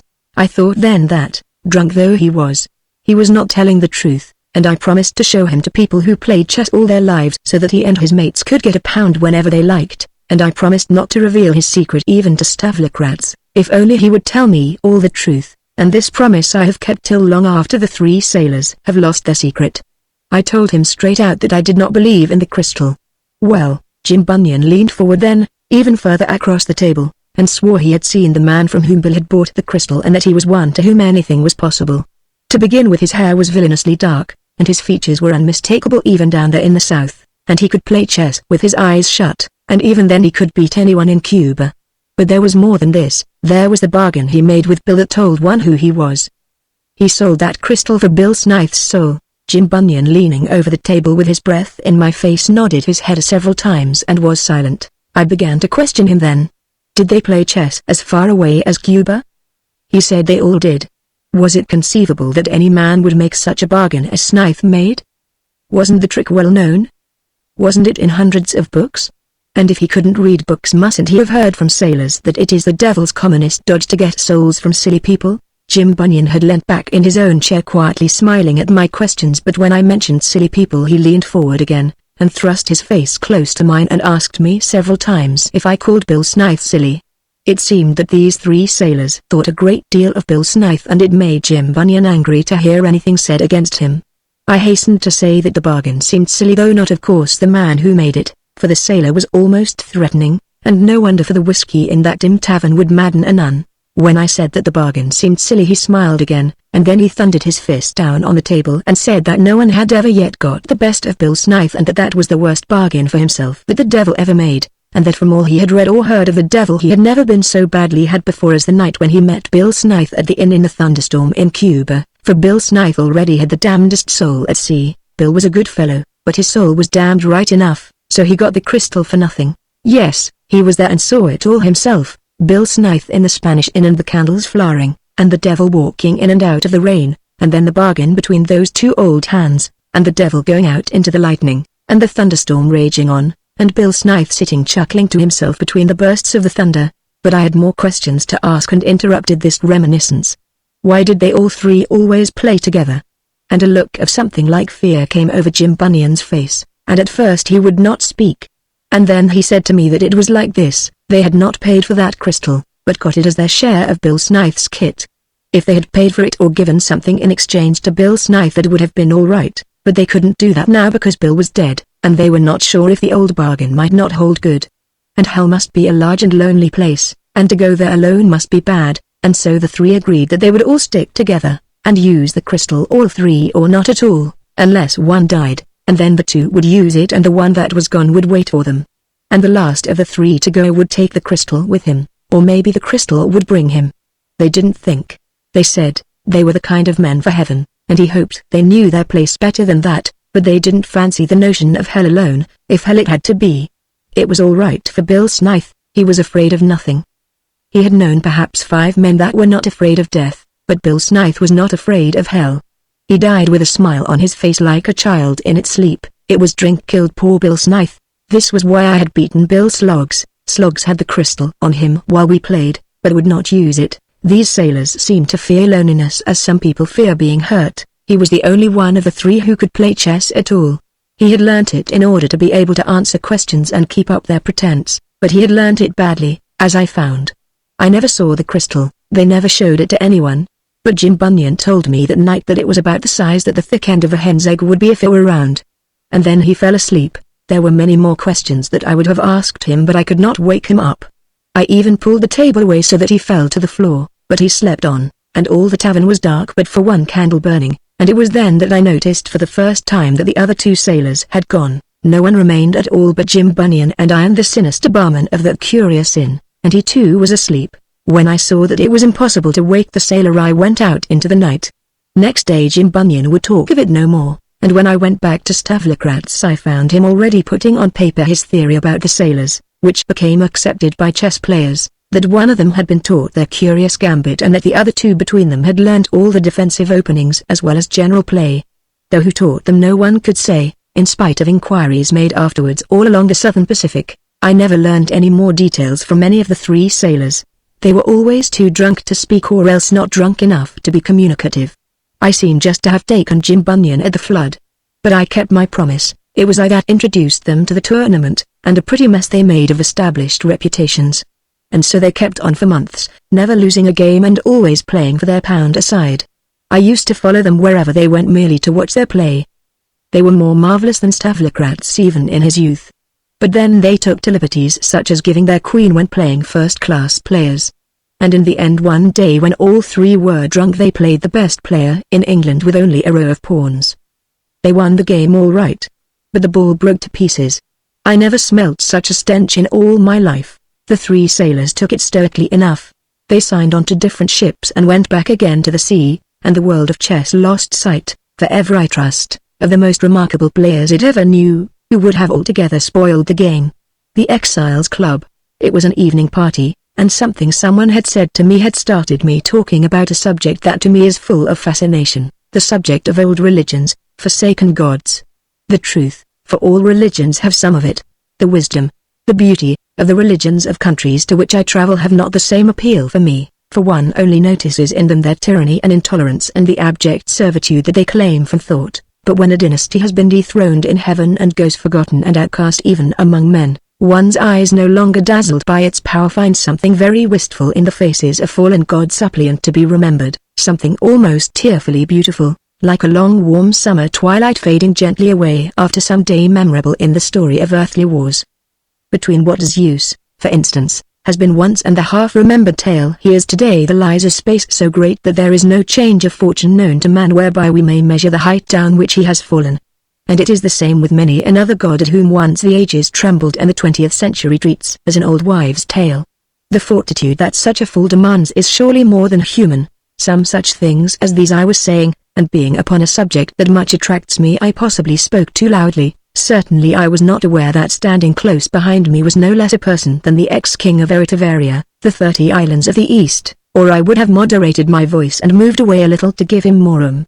I was not aware of his presence until his satellite, one who had fallen with him into exile but still revolved about him, told me that his master desired to know me, and so to my surprise I was presented though neither of them even knew my name. And that was how I came to be invited by the ex-king to dine at his club. At the time I could only account for his wishing to know me by supposing that he found in his own exiled condition some likeness to the fallen fortunes of the gods of whom I talked unwitting of his presence, but now I know that it was not of himself he was thinking when he asked me to dine at that club. The club would have been the most imposing building in any street in London, but in that obscure mean quarter of London in which they had built it appeared unduly enormous. Lifting right up above those grotesque houses and built in that Greek style that we call Georgian, there was something Olympian about it. to my host an unfashionable street could have meant nothing. Through all his youth wherever he had gone had become fashionable the moment he went there. Words like the East End could have had no meaning to him. Whoever built that house had enormous wealth and cared nothing for fashion. Perhaps despised it. As I stood gazing at the magnificent upper windows draped with great curtains, indistinct in the evening, on which huge shadows flickered, my host attracted my attention from the doorway, and so I went in and met for the second time the ex-king of Eritivaria. In front of us a stairway of rare marble led upwards. He took me through a side door and downstairs, and we came to a banqueting hall of great magnificence. A long table ran up the middle of it, laid for quite 20 people, and I noticed the peculiarity that instead of chairs there were thrones for everyone except me, who was the only guest and for whom there was an ordinary chair. My host explained to me when we all sat down that everyone who belonged to that club was by rights a king. In fact, none was permitted, he told me, to belong to the club until his claim to a kingdom made out in writing had been examined and allowed by those whose duty it was. The whim of a populace or the candidate's own misrule were never considered by the investigators. Nothing counted with them but heredity and lawful descent from kings. All else was ignored. At that table there were those who had once reigned themselves. Others lawfully claimed descent from kings that the world had forgotten. The kingdoms claimed by some had even changed their names. Hatskuk, the mountain kingdom, is almost regarded as mythical. I have seldom seen greater splendor than that long hall provided below the level of the street. No doubt by day it was a little somber, as all basements are, but at night with its great crystal chandeliers, and the glitter of heirlooms that had gone into exile, it surpassed the splendor of palaces that have only one king. They had come to London suddenly, most of those kings, or their fathers before them, or forefathers. Some had come away from their kingdoms by night, in a light sleigh, flogging their horses, or had galloped clear with morning over the border. Some had trudged roads for days from their capital in disguise, yet may had had time just as they left to snatch up some small thing without price in markets, for the sake of old times as they said, but quite as much, I thought, with an eye to the future. And there these treasures glittered on that long table in the banqueting hall of the basement of that strange club. Merely to see them was much, but to hear their story that their owners told was to go back in fancy to epic times on the romantic's border of fable and fact, where the heroes of history fought with the gods of myth. The famous silver horses of Gilganza were the climbing their sheer mountain, which they did by miraculous means before the time of the Goths. It was not a large piece of silver, but its workmanship outrivaled the skill of the bees. A yellow emperor had brought out of the East a piece of that incomparable porcelain that had made his dynasty famous. Though all their deeds are forgotten, it had the exact shade of the right purple. And there was a little golden statuette of a dragon stealing a diamond from a lady. The dragon had the diamond in his claws, large and of the first water. There had been a kingdom whose whole constitution and history were founded on the legend, from which alone its kings had claimed their right to the scepter, that a dragon stole a diamond from a lady.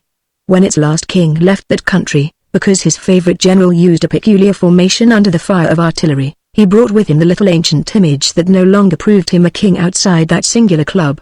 There was the pair of amethyst cups of the turbaned king of Fu, the one that he drank from himself, and the one that he gave to his enemies. I could not tell which was which. All these things the ex-king of Eritivaria showed me, telling me a marvelous tale of each. Of his own he had brought nothing, except the mascot that used once to sit on the top of the water tube of his favorite motor. I have not outlined a tenth of the splendor of that table. I had meant to come again and examine each piece of plate and make notes of its history. Had I known that this was the last time I should wish to enter that club, I should have looked at its treasures more attentively. But now, as the wine went round and the exiles began to talk, I took my eyes from the table and listened to strange tales of their former state. He that has seen better times has usually a poor tale to tell. Some mean and trivial thing has been his undoing, but they that dined in that basement had mostly fallen like oaks on nights of abnormal tempest, had fallen mightily and shaken a nation. Those who had not been kings themselves, but claimed through an exiled ancestor, had stories to tell of even grander disaster. History seeming to have mellowed their dynasty's fate as moss grows over an oak a great while fallen. There were no jealousies there, as so often there are among kings. Rivalry must have ceased with the loss of their navies and armies, and they showed no bitterness against those that had turned them out. One speaking of the error of his prime minister by which he had lost his throne as poor old Friedrich's heaven-sent gift of tactlessness, they gossiped pleasantly of many things. The tittle-tattle we all had to know when we were learning history, and many a wonderful story I might have heard. Many a sidelight on mysterious wars had I not made use of one unfortunate word. That word was upstairs. The ex-king of Eritivaria having pointed out to me those unparalleled heirlooms to which I have alluded, and many more besides, hospitably asked me if there was anything else that I would care to see. He meant the pieces of plate that they had in the cupboards, the curiously graven swords of other princes, historic jewels, legendary seals, but I, who had had a glimpse of their marvelous staircase, whose balustrade I believed to be solid gold, and wondering why in such a stately house they chose to dine in the basement, mentioned the word upstairs. A profound hush came down on the whole assembly, the hush that might greet levity in a cathedral. Upstairs? He gasped. We cannot go upstairs. I perceived that what I had said was an ill-chosen thing. I tried to excuse myself but knew not how. Of course, I muttered, members may not take guests upstairs. Members? He said to me. We are not the members. There was such reproof in his voice that I said no more. I looked at him questioningly. Perhaps my lips moved. I may have said, what are you? A great surprise had come on me at their attitude. We are the waiters, he said. That I could not have known. Here at last was honest ignorance that I had no need to be ashamed of. The very opulence of their table denied it. Then who are the members? I asked. Such a hush fell at that question, such a hush of genuine awe, that all of a sudden a wild thought entered my head, a thought strange and fantastic and terrible. I gripped my host by the wrist and hushed my voice. Are they two exiles? I asked. Twice as he looked in my face he gravely nodded his head. I left that club very swiftly indeed, never to see it again, scarcely pausing to say farewell to those menial kings, and as I left the door a great window opened far up at the top of the house and a flash of lightning streamed from it and killed a dog. The three infernal jokes. This is the story that the desolate man told to me on the lonely Highland road one autumn evening with winter coming on and the stags roaring. The saddening twilight, the mountain already black, the dreadful melancholy of the stags' voices, his friendless mournful face, all seemed to be of some most sorrowful play staged in that valley by an outcast god, a lonely play of which the hills were part and he the only actor. For long we watched each other drawing out of the solitudes of those forsaken spaces. Then when we met he spoke. I will tell you a thing that will make you die of laughter. I will keep it to myself no longer. But first I must tell you how I came by it. I do not give the story in his words with all his woeful interjections and the misery of his frantic self-reproaches, for I would not convey unnecessarily to my readers that atmosphere of sadness that was about all he said and that seemed to go with him wherever he moved. It seems that he had been a member of a club, a West End club he called it, a respectable but quite inferior affair, probably in the city. Agents belonged to it, fire insurance mostly, but life insurance and motor agents too. It was in fact a touts club. It seems that a few of them one evening, forgetting for a moment their encyclopedias and non-stop tires, were talking loudly over a card table when the game had ended about their personal virtues, and a very little man with wax moustaches who disliked the taste of wine was boasting heartily of his temperance. It was then that he who told this mournful story, drawn on by the boasts of others, leaned forward a little over the green baize into the light of the two guttering candles and revealed, no doubt a little shyly, his own extraordinary virtue. One woman was to him as ugly as another, and the silenced boasters rose and went home to bed leaving him all alone, as he supposed, with his unequalled virtue. And yet he was not alone, for when the rest had gone there arose a member out of a deep armchair at the dark end of the room and walked across to him, a man whose occupation he did not know and only now suspects. You have, said the stranger, a surpassing virtue. I have no possible use for it, my poor friend replied. Then doubtless you would sell it cheap, said the stranger. Something in the man's manner or appearance made the desolate teller of this mournful tale feel his own inferiority, which probably made him feel acutely shy, so that his mind abased itself as an Oriental does his body in the presence of a superior, or perhaps he was sleepy, or merely a little drunk. Whatever it was he only mumbled, "Oh yes," instead of contradicting so mad a remark. And the stranger led the way to the room where the telephone was. I think you will find my firm will give a good price for it, he said. And without more ado he began with a pair of pincers to cut the wire of the telephone and the receiver. The old waiter who looked after the club they had left shuffling round the other room putting things away for the night. Whatever are you doing of? Said my friend. This way, said the stranger. Along a passage they went and away to the back of the club, and there the stranger leaned out of a window and fastened the severed wires to the lightning conductor. My friend has no doubt of that, a broad ribbon of copper, half an inch wide, perhaps wider, running down from the roof to the earth. Hell, said the stranger with his mouth to the telephone, then silence for a while with his ear to the receiver, leaning out of the window. And then my friend heard his poor virtue being several times repeated, and then words like yes and number. They offer you 3 jokes, said the stranger, which shall make all who hear them simply die of laughter. I think my friend was reluctant then to have anything more to do with it. He wanted to go home. He said he didn't want jokes. They think very highly of your virtue, I said the stranger. And at that, odd as it seems, my friend wavered, for logically if they thought highly of the goods they should have paid a higher price. Oh, all right, he said. The extraordinary document that the agent drew from his pocket ran something like this. In consideration of 3 new jokes received from Mr. Montague, hereinafter to be called the agent, and warranted to be as by him stated and described, do assign to him, yield, abrogate and give up all recognitions, emoluments, perquisites or awards due to me here or elsewhere on account of the following virtue, to wit, and that is to say, that all women are to me equally ugly. The last 8 words being filled in ink by Mr. Montague. My poor friend duly signed it. These are the jokes, said the agent. They were boldly written on 3 slips of paper. They don't seem very funny, said the other when he had read them. You're immune, said Mr. Montague, but anyone else who hears them will simply die of laughter, that we guarantee. An American firm had bought at the price of waste paper 100,000 copies of the Dictionary of Electricity written when electricity was new, and it had turned out that even at the time its author had not rightly grasped his subject, the firm had paid £10,000 to a respectable English paper, no other in fact than the Briton, for the use of its name, and to obtain orders for the Briton Dictionary of Electricity was the occupation of my unfortunate friend. He seems to have had a way with him.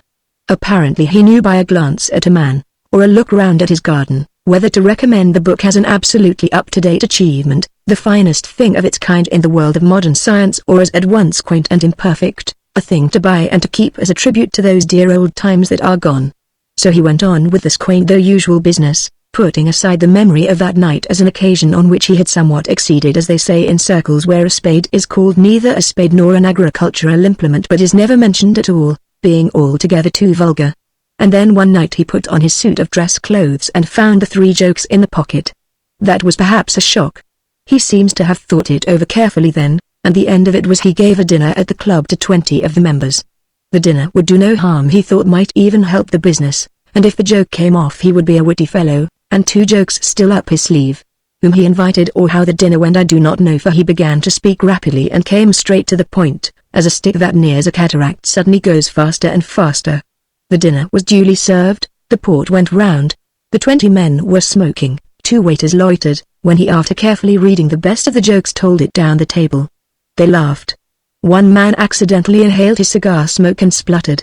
The 2 waiters overheard and tittered behind their hands. One man, a bit of a raconteur himself, quite clearly wished not to laugh, but his veins swelled dangerously in trying to keep it back, and in the end he laughed too. The joke had succeeded. My friend smiled at the thought. He wished to say little deprecating things to the man on his right, but the laughter did not stop and the waiters would not be silent. He waited, and waited wondering. The laughter went roaring on, distinctly louder now, and the waiters as loud as any. It had gone on for 3 or 4 minutes when this frightful thought leapt up all at once in his mind. It was forced laughter ! However could anything have induced him to tell so foolish a joke? He saw its absurdity as in revelation, and the more he thought of it as these people laughed at him, even the waiters too, the more he felt that he could never lift up his head with his brother touts again. And still the laughter went roaring and choking on. He was very angry. There was not much use in having a friend. He thought, if one silly joke could not be overlooked, he had fed them too. And then he felt that he had no friends at all, and his anger faded away, and a great unhappiness came down on him, and he got quietly up and slunk from the room and slipped away from the club. Poor man, he scarcely had the heart next morning even to glance at the papers, but you did not need to glance at them. Big type was bandied about that day as though it were common type. The words of the headline stared at you, and the headline said 22 dead men at a club. Yes, he saw it then. The laughter had not stopped. Some had probably burst blood vessels, some must have choked, some succumbed to nausea, heart failure must have mercifully taken some, and they were his friends after all, and none had escaped, not even the waiters. It was that infernal joke. He thought out swiftly, and remembers clear as a nightmare. The drive to Victoria Station, the boat train to Dover and going disguised to the boat, and on the boat pleasantly smiling, almost obsequious, 2 constables that wished to speak for a moment with Mr. Watkin Jones. That was his name, in a 3rd-class carriage with handcuffs on his wrists, with forced conversation when any, he returned between his captors to Victoria to be tried for murder at the High Court of Bow. At the trial he was defended by a young barrister of considerable ability who had gone into the cabinet in order to enhance his forensic reputation. And he was ably defended. It is no exaggeration to say that the speech for the defense showed it to be usual, even natural and right, to give a dinner to 20 men and to slip away without ever saying a word, leaving all, with the waiters, dead. That was the impression left in the minds of the jury. And Mr. Watkins Jones felt himself practically free, with all the advantages of his awful experience, and his 2 jokes intact. But lawyers are still experimenting with a new act which allows a prisoner to give evidence. They do not like to make no use of it for fear they may be thought not to know of the act, and a lawyer who is not in touch with the very latest laws is soon regarded as not being up to date, and he may drop as much as £50,000 a year in fees. And therefore, though it always hangs their clients, they hardly like to neglect it. Mr. Watkins Jones was put in the witness box. There he told the simple truth, and a very poor affair it seemed after the impassioned and beautiful things that were uttered by the counsel for the defense. Men and women had wept when they heard that. They did not weep when they heard Watkins Jones. Some tittered.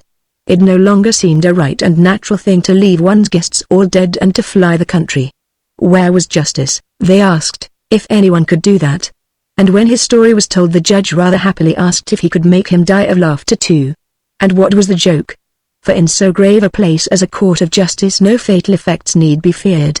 And hesitatingly the prisoner pulled from his pocket the 3 slips of paper, and perceived for the first time that the one on which the first and best joke had been written had become quite blank. Yet he could remember it, and only too clearly. And he told it from memory to the court. An Irishman once, on being asked by his master to buy a morning paper, said in his usual witty way, "Arrah and begorra, and I will be after wishing you the top of the morning." No joke sounds quite so good the second time it is told. It seems to lose something of its essence. But Watkins Jones was not prepared for the awful stillness with which this one was received. Nobody smiled, and it had killed 22 men. The joke was bad, devilish bad. Counsel for the defense was frowning, and an usher was looking in a little bag for something the judge wanted. And at this moment, as though from far away, without his wishing it, there entered the prisoner's head, and shone the and would not go, this old bad proverb, as well be hung for a sheep as for a lamb. The jury seemed to be just about to retire. "I have another joke," said Watkins Jones, and then and there he read from the second slip of paper. He watched the paper curiously to see if it would go blank, occupying his mind with so slight a thing as men in dire distress very often do, and the words were almost immediately expunged, swept swiftly as if by a hand, and he saw the paper before him as blank as the first. And they were laughing this time, judge, jury, counsel for the prosecution, audience and all, and the grim men that watched him upon either side. There was no mistake about this joke. He did not stay to see the end, and walked out with his eyes fixed on the ground, unable to bear a glance to the right or left. And since then he has wandered, avoiding ports and roaming lonely places. 2 years have known him on the Highland roads, often hungry, always friendless, always changing his district, wandering lonely on with his deadly joke. Sometimes for a moment he will enter inns, driven by cold and hunger, and hear men in the evening telling jokes and even challenging him, but he sits desolate and silent, lest his only weapon should escape from him and his last joke spread mourning in 100 cots. His beard has grown and turned grey and is mixed with moss and weeds, so that no one, I think, not even the police, would recognize him now for that dapper tout that sold the Britain Dictionary of Electricity in such a different land. He paused, his story told, and then his lip quivered as though he would say more, and I believe he intended then and there to yield up his deadly joke on that Highland road and to go forth then with his 3 blank slips of paper, perhaps to a felon's cell, with one more murder added to his crimes, but harmless at last to man. I therefore hurried on, and only heard him mumbling sadly behind me, standing bowed and broken, all alone in the twilight, perhaps telling over and over even then the last infernal joke,